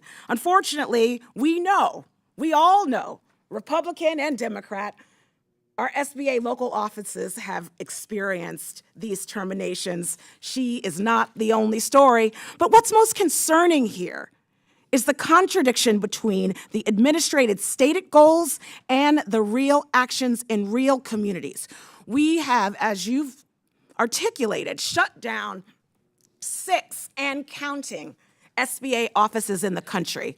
I represent disabled small business owners as a disabled woman myself who started keeping a payroll at the age of 19. I've employed hundreds of folks. I know what it's like trying to call, get on a website, begging for support as both an NGO and a for-profit small business. With the shuttering of these offices, could you tell us now, if I were to call any regional office, what would be my wait time as a small business owner? Is it better or worse since you fired all of these folks unexpectedly? Is it better or worse? Congressman, it's better because people are in the office. Could we call one right now? What's the average wait time? What is the average wait time? I've done the work. I've been on hold for more than an hour. The websites are not ADA accessible. You cannot tell us right now that the services being rendered in this moment under your leadership are supporting small business owners at a better rate than they were a year ago. I understand we need to get to the bottom of it. We need to figure out how to create a more efficacious system, but we cannot fool ourselves in saying when you fire thousands of staff, low-income small businesses are better off. Like, we can't lie to each other right here. It's not okay. It's not okay. We can say we're struggling to figure out how to develop a better small business administration, but you can't tell me that the wait times are better. You can't tell me that if I go to the website as a disabled, legally blind woman, that I could get the information that I need. Try your website today. So it's okay for us. We want to work together. We have to work together to say that there are more opportunities to grow. But you can't say the wait times are better, that the service is better, that the information is multilingual in the ways that it should be. I have 150 languages spoken in my district. You want to tell me you want to take away my San Francisco office and that small business owners will be better off because of this bigotry? Are they going to be better off? Are they going to get the information that they need to be able to be prosperous and feed their families, to be the main street that we know that we want in our communities? No, you actually want to take those opportunities, those staffing opportunities, those technical assistance opportunities away from the people that need them most. You don't need to respond because you've responded throughout this whole hearing, and the answer is the services aren't going to be better, that folks aren't going to be able to have opportunities, and you don't care. You don't care because you don't fire over 2,000 people and say that services are going to be better for small business owners. And I'll yield back. Congresswoman, our loan volume is up 80% compared to the first 100 days of the Biden administration. So we're doing more with less, just like all small businesses do. I now recognize Mr. Muser from Pennsylvania for 5 minutes. Thank you, Madam Chairwoman. And Administrator, thank you very, very much for bearing through this, for answering your questions. Congratulations on 104 days. The SBA, in this short period of time, has launched the red tape hotline. I think I mentioned to you yesterday at the meeting, I think we should have called it the blue tape hotline. The Made in America Manufacturing Initiative, the Franchise Directory, and the Make Onshoring Great Again portal that I want to hear a little bit more about. You've restored prudent underwriting standards in the 7(a) loan program. As we all know and predicted, there was $176 million in non-collateralized loans, which we warned, that our chairman warned the SBA administrator right to her while she was sitting there, that these loans were going to go bad, but they did it anyway, non-collateralized. And we cracked down on SBA loans going to illegals and those who are ineligible, non-eligible persons and businesses. Boy, I don't know who finds that to be disturbing, but my goodness, if we're all from the private sector, or some of us anyway, and are about small businesses, we really wouldn't want a private bank or a private business to be doing business with those who have no chance of paying them back or paying the loan. So there's still a lot of work to do. You have no-shows, 90% over a 4-year period, I believe you said. That is unbelievable. I don't remember hearing much of a cry about that over the last 4 years, except maybe from us. And the SBA administrator said, we're working on it, when we didn't have to subpoena her to provide us information. Piles of the blue tape, the overreach, the loans, as stated, going out to non-collateralized. And by the way, we had a big issue with them doing a lot of focus, spending a lot of time on registering voters, particularly in blue areas. But outside of that, they were wonderful. So we're very glad that you're now in your seat. The BBB provides tax certainty, continuation of particularly small business taxes, particularly the 199A, enhanced to 23%, very, very important, bonus depreciation, R&D tax credit. Tell us from your vast experience in business, and you're talking with the small business you work for, what would happen if these provisions expire? Well, we would face many, many challenges, most of which would be felt on Main Street America. And certainly that is the heartbeat of this country's economy. It's the jobs engine. It would cost us millions and millions of jobs if that 23% deduction doesn't go through, if factories don't have the depreciation they need to invest and grow in Made in America manufacturing, which is so vital to our country's economic and national security. And they would, many of them, we would lose many of our small businesses because they operate at such thin margins. They would lose the certainty of their future and be unable to invest not just in equipment but in employees and hiring, which are the engines of our hiring, under which President Trump, we've already seen 500,000 jobs created, reversing the Biden administration's decline of manufacturing of 110,000 jobs lost in manufacturing in just his last year. So we're getting back to supporting the working men and women of America on Main Street. Thank you.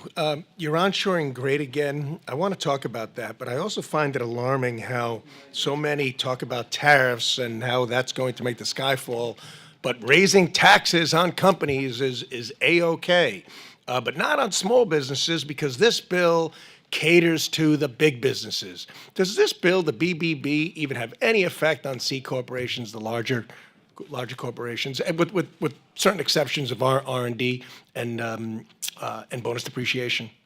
No, it maintains the corporate tax rate. And it maintains it. Yeah, it certainly helps small businesses grow and invest. And did I see correctly that the inflation rate last month was at 2.1%, the lowest it's been since, I think, 2019? Yeah, 4-year lows. Yeah, four-year lows. So why don't you tell us a little bit about your onshoring great again, which shows businesses where they could go as opposed to buying products from overseas? Thank you, Congressman. We strongly reject the narrative that things can't be made in America again, and are promoting Made in America manufacturing. And as part of that, not just expanding our loan sizes, but making sure small businesses know they have a choice to procure their resources to onshore production in this country. Our Make Onshoring Great Again portal, which is on the SBA.gov website homepage, can be accessed by everyone. It's 3 different private sector databases that provide access to onshore production, and it'll ensure that our small businesses can source locally and not from the Chinese Communist Party. Thank you, Administrator, very much. I yield back, Mr. Chairman. Gentleman yields back. I now recognize Ms. Goodlander from the great state of New Hampshire for 5 minutes. Thank you, Administrator Loeffler, for being here today. You testified that as you've traveled around the country, you've heard 3 big concerns from our small businesses. You talked about workforce challenges, regulations and red tape, and taxes. I'm hearing similar concerns, but I want to address both. I want to start by asking you about the workforce challenges you've heard about. As I've traveled around New Hampshire, and part of what has really given me grave concern about the biggest cuts to healthcare in American history is the impact that these cuts will have on our small business owners and employees. Do you have a sense, Administrator, of what the scale is? How many small business owners and employees depend on Medicaid? Congressman, we have to make sure that Medicaid is there for the people that need it and not for people who are gaming the system or double dipping. We know that there are Medicaid checks being sent to the same person in 2 different states, and Americans want to know that this program will be there for them when they need it. We should make sure that pregnant single women are able to get that, and not able-bodied Americans. Loeffler. Reclaiming my time. The answer is 7 million small business owners and employees depend on Medicaid for affordable health care coverage. We're talking about the biggest cuts to Medicaid in American history. We're also not extending the ACA premium tax credits, which is going to hurt our small businesses across this country. And it's what I'm hearing from our small businesses every day on this job. I want to ask you about childcare as a workforce issue. And Administrator, will you commit to working with me and with our committee to make childcare more affordable? Congressman, I hear child care concerns, and we want to make sure that we are ensuring that small businesses have the resources they need, and I would love to hear your ideas about improving that across this country. Thank you. I appreciate that, and I will take you up on that. I want to ask you, you mentioned red tape and taxes. As I've traveled around New Hampshire, the number one concern, I guess my question to you is, how important is certainty to our small businesses? Certainty is one thing that small businesses would like to have, but running a small business is about anything but certainty, and that's why the tax bill is so important, so that they have the continuity of their expectations around tax. The primary driver of uncertainty for our small businesses today is this absolutely hard to follow trade policy in which tariffs and trade wars have been waged and exemptions have been granted. You testified earlier, Administrator, that you oppose exemptions for small businesses from the president's tariffs. I just want to be sure that we have that right. I testified that we have to have fair trade for our small businesses who don't have the resources to fight against the trade war waged against our small businesses, allowing small businesses in China to take away, to commit sabotage and espionage when small businesses produce in China. Administrator, They so steal their I'm going to intellectual take that as property. you oppose exemptions for small businesses while some of the biggest corporations in the world are getting exemptions from I the oppose the president's hollowing trade out of policies. this country's manufacturing base, and that's happened across communities. 5 million workers have not had a voice. We have to restore opportunity for our workers, for our small businesses to compete on a level playing field. I agree. You know, in New Hampshire, we have an incredible community of advanced manufacturing small businesses. And I'm reading here from a letter I received from one such business in the town of Fitzwilliam, New Hampshire. This is a precision motion and engineering company. It's a small business. They said without relief, companies like Abtech, representing the backbone of American manufacturing, face significant challenges to sustaining growth, innovation, and employment. I've heard from countless small businesses who are worried that they're not going to be able to stay in business because of the president's tariffs. Will you commit to working with us in this committee to make sure that our small manufacturing businesses don't go out of business? Well, certainly I'll always commit to working Through with this committee exemptions to to find these options and solutions. Our solution of onshoring our supply chain through our onshoring portal is critical, but we have to ensure that our small businesses are never at the mercy of the Chinese Communist Party again. I couldn't Why did agree that more happen with in that, America? and I want them We to have stay in make sure. business. So Yeah, I hope we can they'll count on you use to our work with us onshoring on that. portal. Yeah. Administrator Loeffler, you talked about staffing cuts. Last week, you testified before the Senate, and you committed to my colleague Senator Shaheen from New Hampshire to giving us a full update on how you plan to restaff critical district offices, including in New Hampshire, so that you know we've seen a 60% reduction in our staffing in New Hampshire. How is that in any way consistent with strengthening the SBA in the field? Well, we've certainly seen a return to office, and the return to office did cause some people to opt out of returning to work in office, but we are restaffing those field offices, and people are back at work now in the field office. Well, for the first unfortunately, time in my 4 state of New years. Hampshire, we've seen a 60% reduction, and this is harming our small businesses. So I expect that we will be hearing from you with answers to our questions about how you intend to restore the workforce in that critical field office. Gentlelady's time is up. I now recognize Mr. Stauber from the great state of Minnesota for 5 minutes. Thank you, Chairman Williams and Ranking Member Velasquez, for holding today's hearing. And thank you, Administrator Loeffler, for your testimony and your willingness to lead the SBA at such a pivotal moment. I want to just share that during the Biden administration, the SBA lacked transparency, leading this committee to issue 4 subpoenas to former Administrator Guzman to talk about oversight in the Small Business Committee. And I'd like to remind my colleagues, Senator Loeffler, Administrator Loeffler, is here on her own. She didn't need a subpoena to compel her to testify before this committee. And I commend you for that. Is it safe to say that under your leadership and the Small Business Committee asks you to come in and talk, you won't need a subpoena? You'll come willingly like you did today?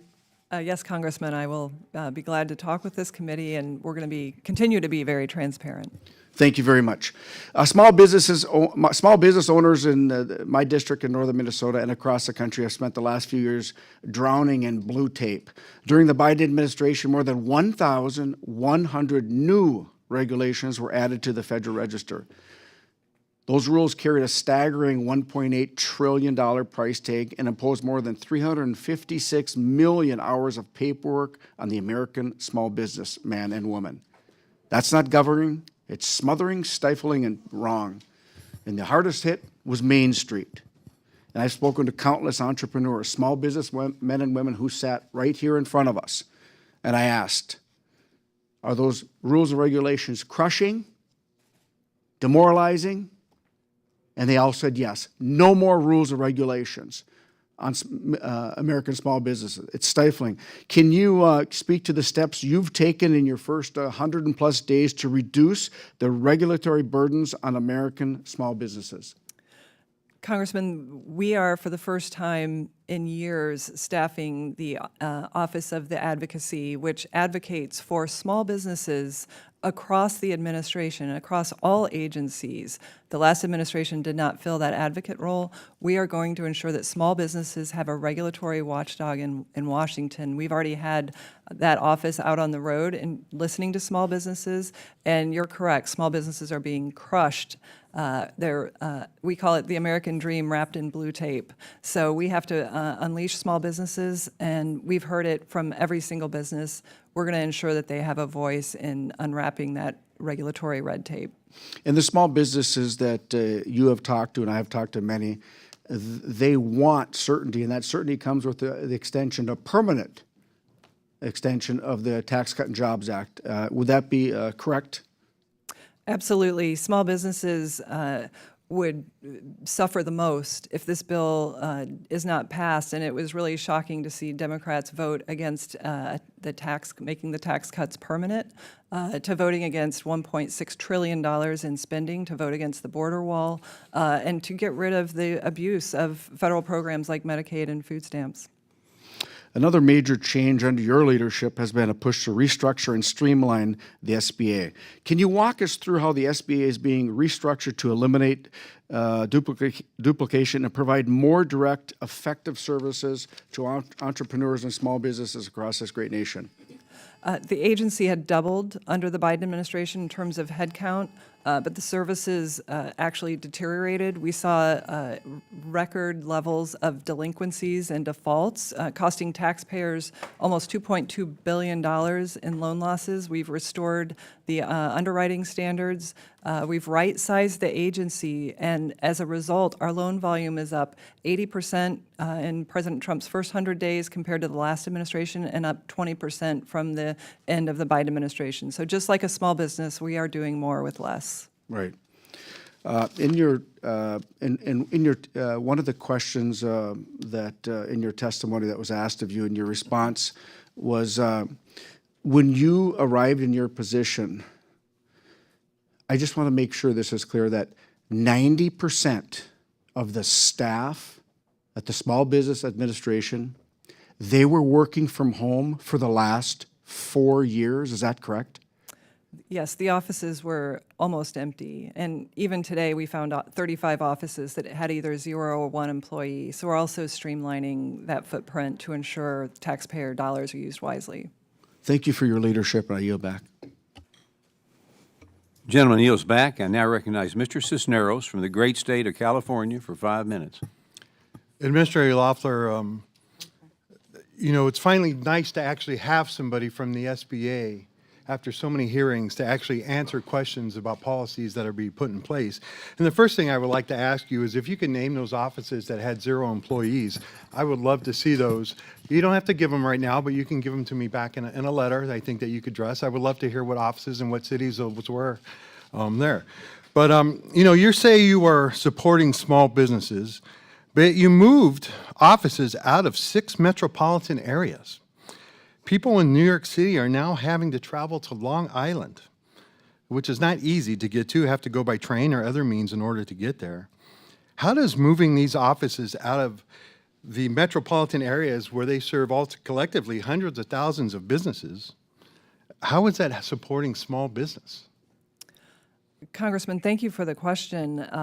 I would like to start by thanking Secretary Noem and ICE for ensuring that our cities are safe. You saw in a sanctuary city yesterday. That's not, I'm not asking you about ICE. I'm asking about how you're supporting small businesses if you're moving the offices out of the areas. Small businesses safe after 4 years of an open were any borders of these policy. Were any of these SBA offices or any of these small businesses under attack or threat? Do you have proof of that where everything was going on where you needed to move these offices out? In Denver, we saw a terror attack on the Jewish community by an illegal alien who is in a sanctuary city. Yes, there are many small businesses in Denver that are threatened by illegal aliens who are Again, I would love to see that list of small businesses that have been attacked or threatened by We have many these stories where of small you felt that it businesses. was needed in order to move these offices out. But when you, in doing that, you are not only hurting, and this is, you were supposed to be there to help businesses. support businesses in these areas. And some of these businesses are owned and operated not only by Democrats, but independents and Republicans as well.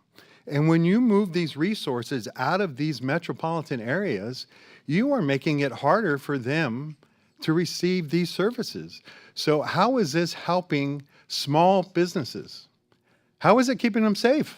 Congressman, this is not about partisanship. This is about public safety. Well, I'm talking about right now, whether or not you move the office out of these areas, these small businesses are still in those areas. So how does that help these small businesses if you're moving them out of these metropolitan areas? Congressman, there are resources all over this country from the SBA. We have 1,000 small business development centers. Do you agree? You've said numerous times today that you need to be on Main Street where these things are, right? Main Street is not only in small town America, but it's also in large metropolitan areas. Do you not agree you need to be where the businesses are?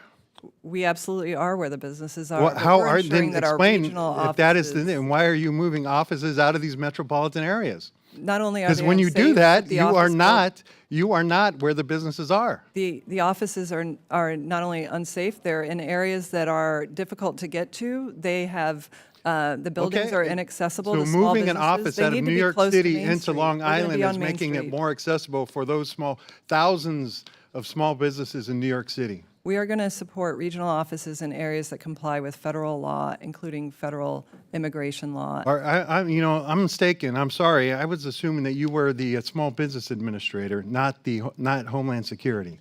We are the voice for small businesses who want safety and security, and we're going to make sure our resources And those are small available to businesses want everyone. resources and help and support. And by moving those resources and help and support out of these metropolitan areas, you cannot legitimately tell me that you are supporting them. Next Congressman, our question. loan Next volume is up question. 80% compared Next to the- question. The FAR Council was rewriting the government's procurement regulations. Many of the rules are in place because small businesses find it nearly impossible to compete with large corporations to win a contract. To what extent has SBA been involved in the rewrite to advocate for small contractors, and have you specifically addressed the potential elimination or sunset of the rule of two? Congressman, we are working with OMB on the federal acquisition regulations with the board and ensuring that small businesses once again have a voice there. We've seen the aims of the program not being met. We think that's a serious problem as the voice, as the advocate for small businesses. We have every means and hope. When you're reducing the numbers, the goals for small businesses, whether it be women-owned, veteran-owned, or minority-owned businesses, how is that helping them, and how is that advocating for small businesses when those contracts are now going to larger things? And with that, I yield back. Gentleman yields back. I now recognize Mr. Downing from the great state of Montana for 5 minutes. Thank you, Mr. Chairman, and thank you, Administrator Loeffler, for testifying today. I represent Montana's 2nd Congressional District, which is among the most rural in the nation. And federal agencies need to be aware of the challenges that rural small businesses, farms, ranches face. To help address this, I introduced the Expanding Access to Capital for Rural Job Creators Act, which requires the SEC's Office of the Advocate for Small Business Capital Formation to report on capital access issues faced by rural small businesses. The Small Business Administration, much like the SEC, needs leadership that values small business innovators from all different types of communities. So, Administrator, do you believe the Small Business Administration under the Biden administration paid adequate attention to the difficulties that rural small businesses face in securing capital? Congressman, we saw a major void in serving rural communities. As the daughter of a 5-generation farm, I know how important and vital small businesses are. They are disproportionately important in rural communities. They were completely overlooked in the Biden administration. So what is the SBA doing under your leadership to reverse the previous administration's inaction and to expand access to capital for rural entrepreneurs and small businesses? Well, we certainly immediately staffed our Office of Rural Advocacy to ensure that the small business community has a true advocate there, and we're working across the not just the regulatory rule set to ensure that hub zones and other aspects of the SBA are truly defined so that small businesses in rural communities thrive, but that our lending sector provides access to small business loans. Unfortunately, under the Biden administration, we saw a severe decline in lenders offering SBA loans, which disproportionately impacted rural communities. So we have a focus on ensuring capital is made available there. Thank you. In our hearings here in House Small Business Committee, we've investigated how the Biden administration SBA egregiously politicized and mismanaged its operation through irresponsible work-from-home policies, DEI mandates, and voter registration efforts. So since taking over as administrator, what have been some of the most egregious examples of politicization and inefficiency that you and your team have discovered from this Biden SBA? Well, you mentioned the electioneering of setting up voter registration, certainly in Michigan with the MOU, but we've also heard of other states that happening. We moved on day one to ensure that the focus got back to small business, and we ended that work, which went through something like 2033. We're back to focusing on small businesses, but we also saw tremendous fraud that was being swept under the rug by the Biden administration, not just in the COVID-era loan programs that they attempted to forgive on the backs of hardworking Americans, those fraudsters' loans, but we've also found that other areas of giving loans to those over the age of 120, under the age of 11, $630 million worth of those loans were found thanks to DOGE, thanks to their ability to do data analytics. As a result of that, we've been able to strengthen our loan application process and then also reform our lending programs to ensure that they're not losing money to the tune of $2 billion, which is what happened under the Biden administration. Thank you. You mentioned the work SBA has done under your leadership to restore integrity to the loan programs through citizen verification protocols. To what degree did the SBA and the previous administration channel taxpayer dollars to provide loans to illegal aliens? Well, one example that we were able to stop was we identified a loan for more than $700,000 that was going to an illegal alien. We were able to stop the funding on that. We have to make sure that the agency's resources are made available to U.S. citizens. So what steps do you think Congress can take moving forward to ensure that future presidential administrations can't mismanage SBA in the same manner?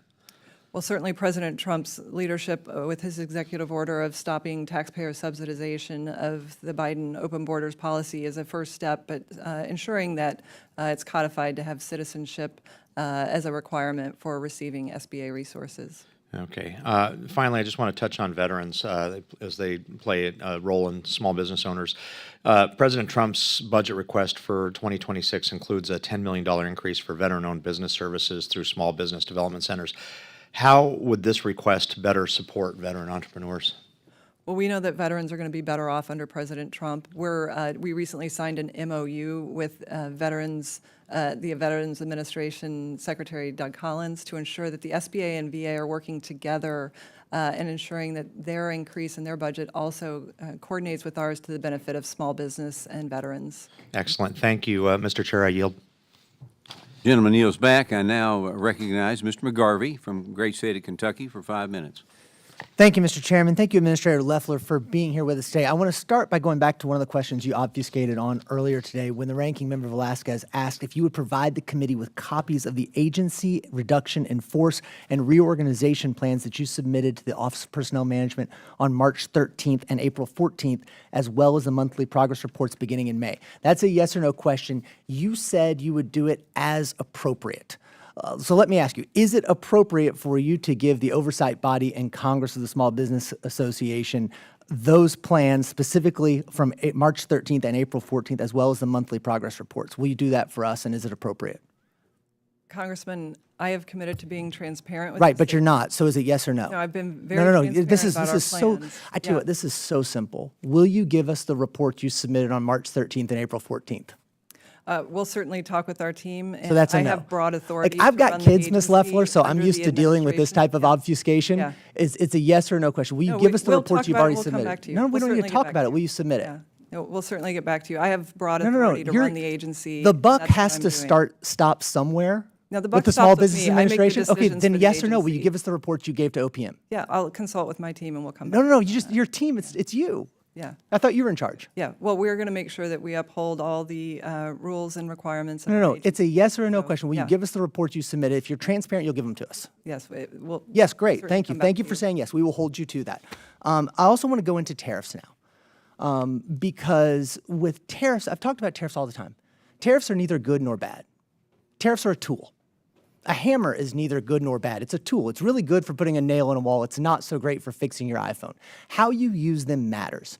And the chaotic nature of the Trump tariff policy has disrupted the economy so much that even Wall Street analysts have a name for it, the taco term. That we're talking about Trump's tariff policy. But that uncertainty is not funny for small businesses. In fact, the Wall Street Journal Small Business Index found that 58% of small businesses say the economy has gotten worse. 66% of small businesses believe tariffs are having a negative impact, and 51% anticipate a recession coming up soon. Do you have any relief efforts or certainty that you can give small business owners in my district of Louisville, Kentucky, all of whom are complaining to our office about this, that there will be certainty in the tariff policy specifically? President Trump is fighting for fair trade. He's fighting for American industry and Right, so you don't have an American answer on workers. that either. No Okay, one has this is fought good. for I'm going to reclaim American my time. workers. They've been I'm going to reclaim my time. completely- I'm reclaiming my time right now. Like I told you, I've got 3 kids. They're in elementary and middle school. When they don't answer a question directly, I know what they're up to. I know what you're up to too. So we're just going to move on. Hopefully we can get to some good work here today. I got a lot of questions about your fiscal year 2026 budget request, and I'm just hoping you can clarify a few of those today. Because I'm looking at the budget request right now. And I'm on the Veterans Committee. I have over 40,000 veterans who live in Louisville, Kentucky. I'm deeply concerned about veterans' issues and how they can make a really good life for themselves after they've put on the uniform to serve us. But the plain reading of your budget says that it is one of the 15 programs that looks like it is going to be ending. That's our Veterans Business Outreach Centers that help veterans. Last year, the Veterans Business Outreach Centers, they held more than 1,900 training events, including 867 Boots to Business reboot classes at more than 180 military institutions. Boots to Business is a program passed by Congress. Testifying in the Senate, you said, I want to correct the assumption that we are eliminating these veteran business outreach centers. And today with Mr. Tran's questions, you said that something similar. So I want to ask, is the Veteran Business Outreach Center program one of the 15 entrepreneurial development programs mentioned in your budget request? We have said that we will continue to fund it, that the $10 million funding level is a floor, not a ceiling. We have, in fact, 35 Boots to Business efforts going on this week that veterans can Okay, but I want to was at drill into Joint this Base really quick. San I'm reclaiming Antonio my last time. week I want to with drill into veterans. this really quickly. By cutting those 15 programs, you cut $167 million.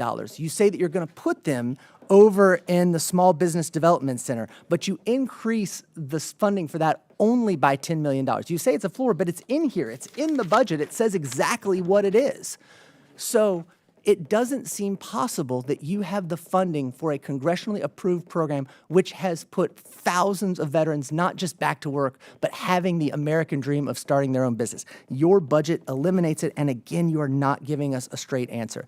I wish you would do that because just yesterday on the House floor, this committee passed 7 bipartisan bills. We work together for small businesses so that everyone can have the American dream, and I hope we can have that relationship with you. Mr. Chairman, I yield back. Gentleman yields back. I now recognize Mr. Weed from the great state of Wisconsin for 5 minutes. Well, thank you, Mr. Chairman, and thank you, Administrator Loeffler, for testifying here today. Administrator Loeffler, in your opening statement, you mentioned unprecedented levels of fraud and mismanagement within the SBA under the previous administration. Unfortunately, this seems to be the trademark of the Biden administration, not only within the SBA, but across the federal government. I want to thank you and your team's hard work to reorient and streamline the SBA towards working for Main Street once again. One of the primary concerns I hear from small businesses in my district is their ability to access capital. During the Biden administration, the 7A loan program, like many other federal programs, was nearly destroyed thanks to the previous administration's reckless policies. How will the recent reforms to 7A loan program protect this program for years to come? Congressman, you're right. Under the Biden administration, they introduced a SOP called Do What You Do, effectively trying to turn the 7A loan program, which is a public-private partnership, into a grant program. As a result of that, we saw rising defaults, going negative cash flow for the first time in 13 years. We've eliminated that SOP and restored the prior underwriting guidelines to ensure that small businesses have the access to capital that they need under certain terms that apply to everyone. So almost a quarter of the working population in the district that I represent, in Wisconsin's 8th District, are employed in the manufacturing sector. My Republican colleagues and I are fully supportive of the Trump administration and SBA's goal of bringing back manufacturing to the United States in programs like the Make Onshoring Great Again portal and the American Manufacturing Initiatives are important pieces in achieving this goal. With that being said, what are some of the biggest concerns you're hearing from manufacturers on your Made in America roadshow? And what can we do as members of this committee to alleviate some of those concerns? Certainly. Thank you, Congressman. Some of the biggest concerns we hear are ensuring that the tax bill gets passed, making the tax cuts permanent, to have 100% expensing in addition to the 199A pass-through deduction, the 179 bonus depreciation, Made in America manufacturing, 100% depreciation. They want to know that's going to go through because manufacturers are spring-loaded for investment. If that goes through, they're spring-loaded for hiring. And that's another issue is the skilled workforce. Manufacturers talk to us about finding that skilled workforce. So that's been a big focus for us. And then deregulation. They have been crushed by massive regulation the last 4 years, and that has been heaped disproportionately on small businesses and manufacturers. And so we're getting back to the focus on deregulation as well. Great. Well, thank you, Administrator Loeffler, for all you do and for your service to our great country. Thank you, appreciate it. I yield back. Gentleman yields back. I now recognize Dr. Conaway, great state of New Jersey, for 5 minutes. Thank you, Mr. Chairman.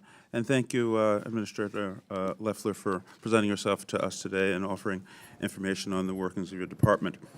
On March 19th, President Trump signed an executive order which effectively dismantles the U.S. Department of Education, or certainly puts it on track to be dismantled.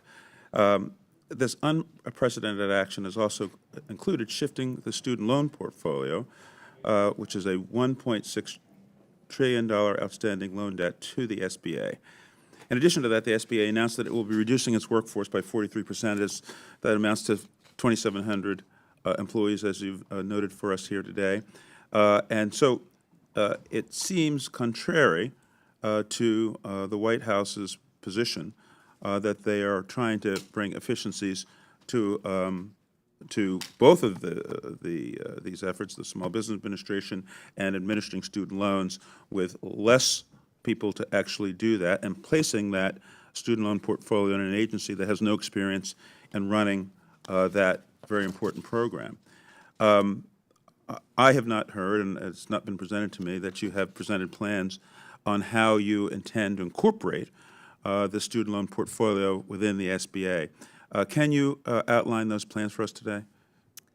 Well, Congressman, as you're aware, the Biden administration created an absolute crisis with the student loan program, trying to forgive nearly Reclaiming $2 trillion I'm asking a question about reclaiming my time. I really don't want to be combative with you, but if you would just get, because I only have limited time, could you just give us a brief outline of what your plans are to incorporate this loan portfolio?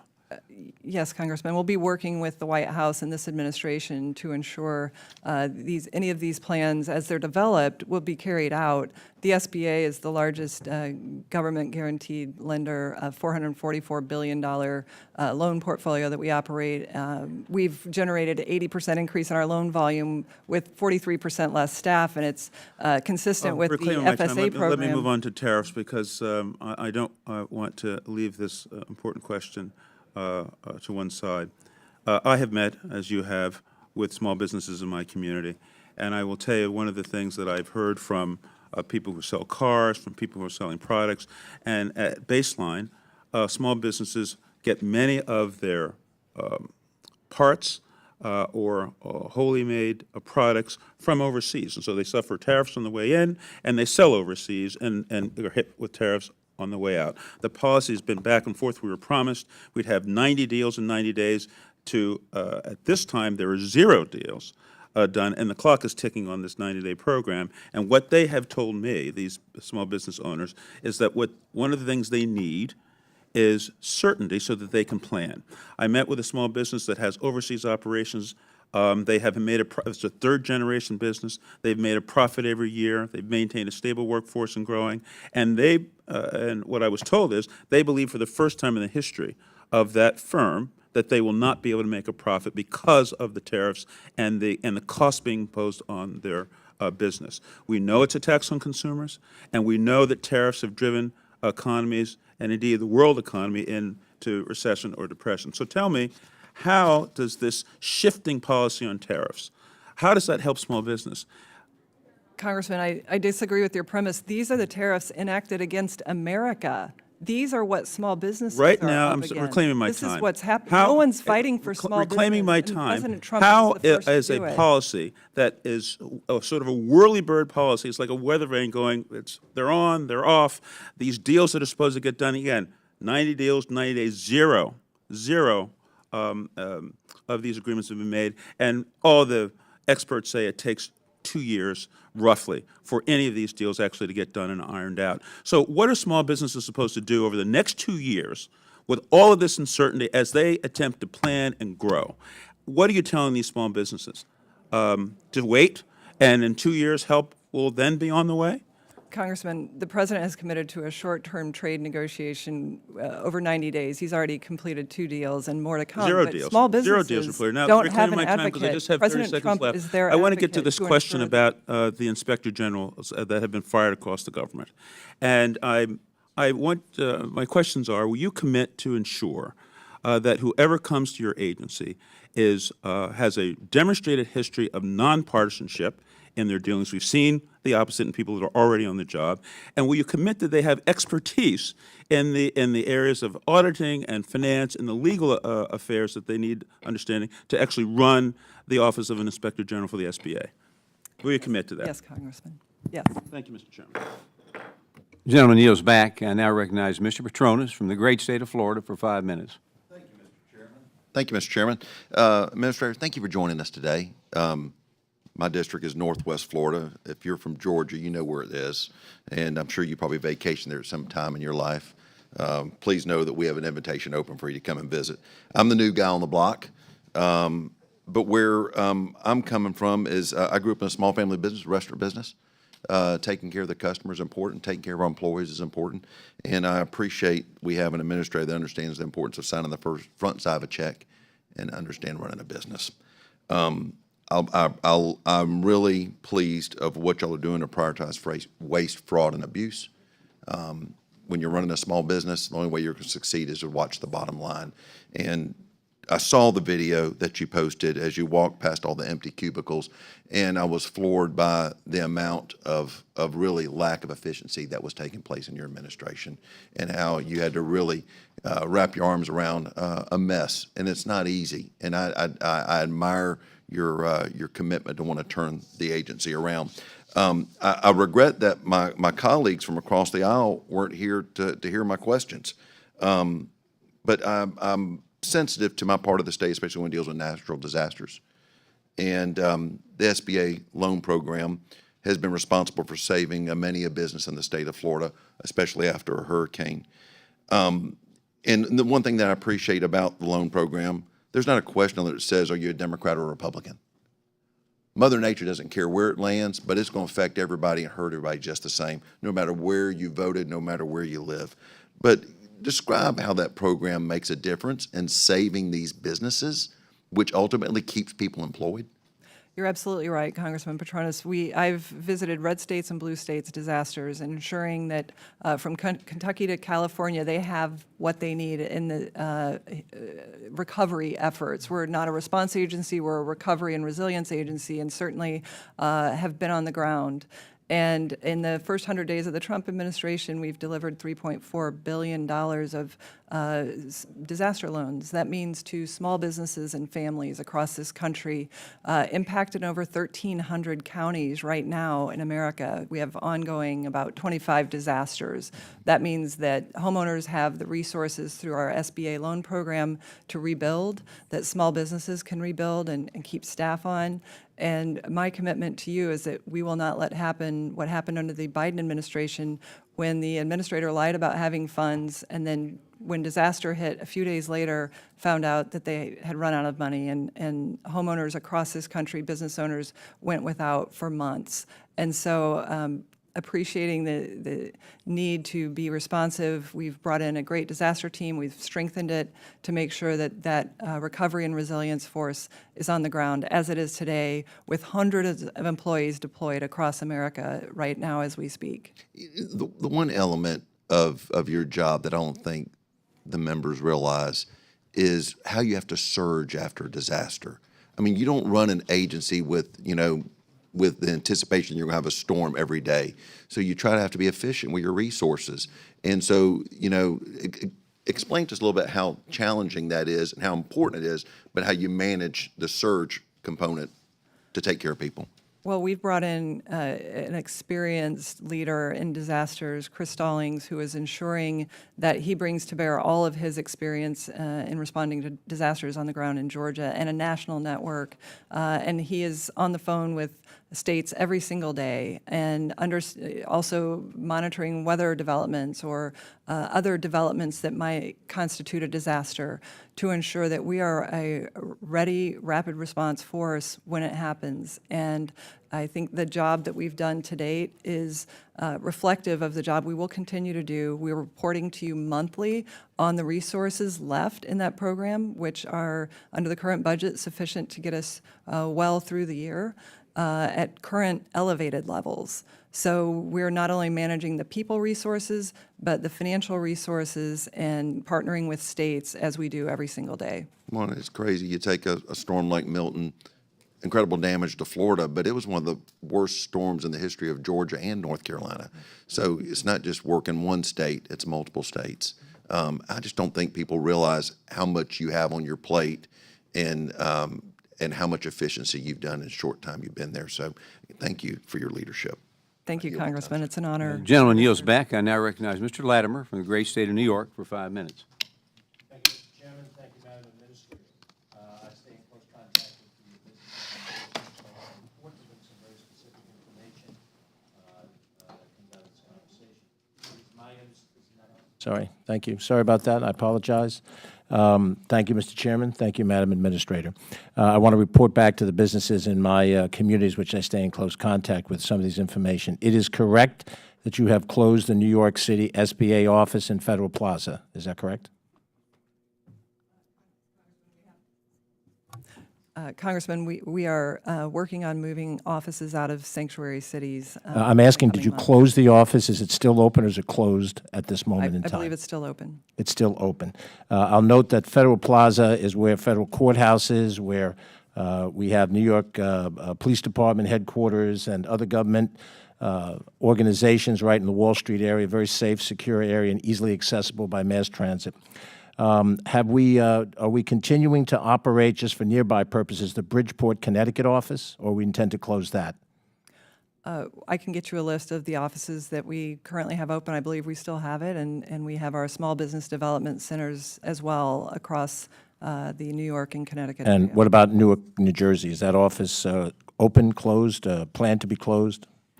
Like I said, I can get you the full list. Right now, I believe they're operating. All right, I will share that. I will share that with the folks that we have. Had no staff. What is the head count of the expected of the Long Island office that will replace the New York City office?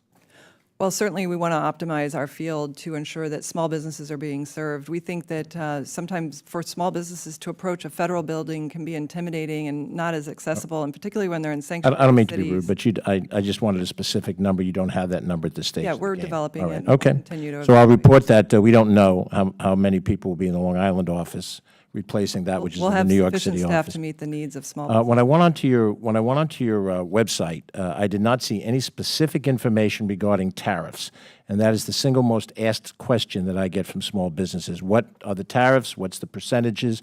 Do you intend to have a distinct page on small business website that a business can go to look at and see what the tariff policies are?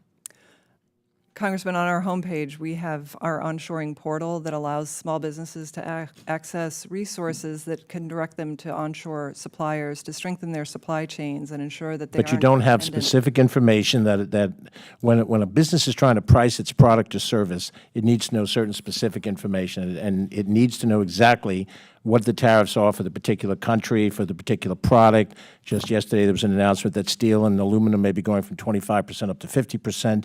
We don't know if that's true. There may be a deal that comes down tomorrow or maybe not with a company. And I want to be able to direct someone. And so either you do or you won't have that in the Small Business Administration website. Do I assume that that is not the case? You're going to refer them to some other location for that information? The tariff conversations are ongoing, and the President has implemented 10% reciprocal tariffs in the meantime, and amongst the other things. administration will continue to ensure that. All right, we'll try to these find the changes are information I can, and I'll share it. Should I inform the small businesses in my area that the organization is going to cease all efforts for women, minority, and disabled-owned businesses, the initiatives that have existed in the past, given the policies toward inclusion, diversity, and equity? That's incorrect, Congressman. We're streamlining and unifying our services to ensure that there's not confusion and too much bureaucracy for small businesses to deal Does with. that mean there will continue to be programs for women, minority, and disabled Our services organizations? are available to all who qualify. We don't pick winners and losers. We don't. Well, no one's pick asking you to pick it, but there have been specific professors. initiatives. I'm not meaning to be contentious, but there's been specific initiatives to assist those who are women-owned businesses, minority-owned businesses, and disabled-owned businesses. And those initiatives which assist people in those categories, are they going to be continued or are they going to end? We continue our compliance with statutory requirements for small business contracting. That doesn't sound like a firm commitment, but I appreciate your answers. Mr. Chairman, I yield back my time. The gentleman yields his time back. I now recognize Mr. Jack from the great state of Georgia for 5 minutes.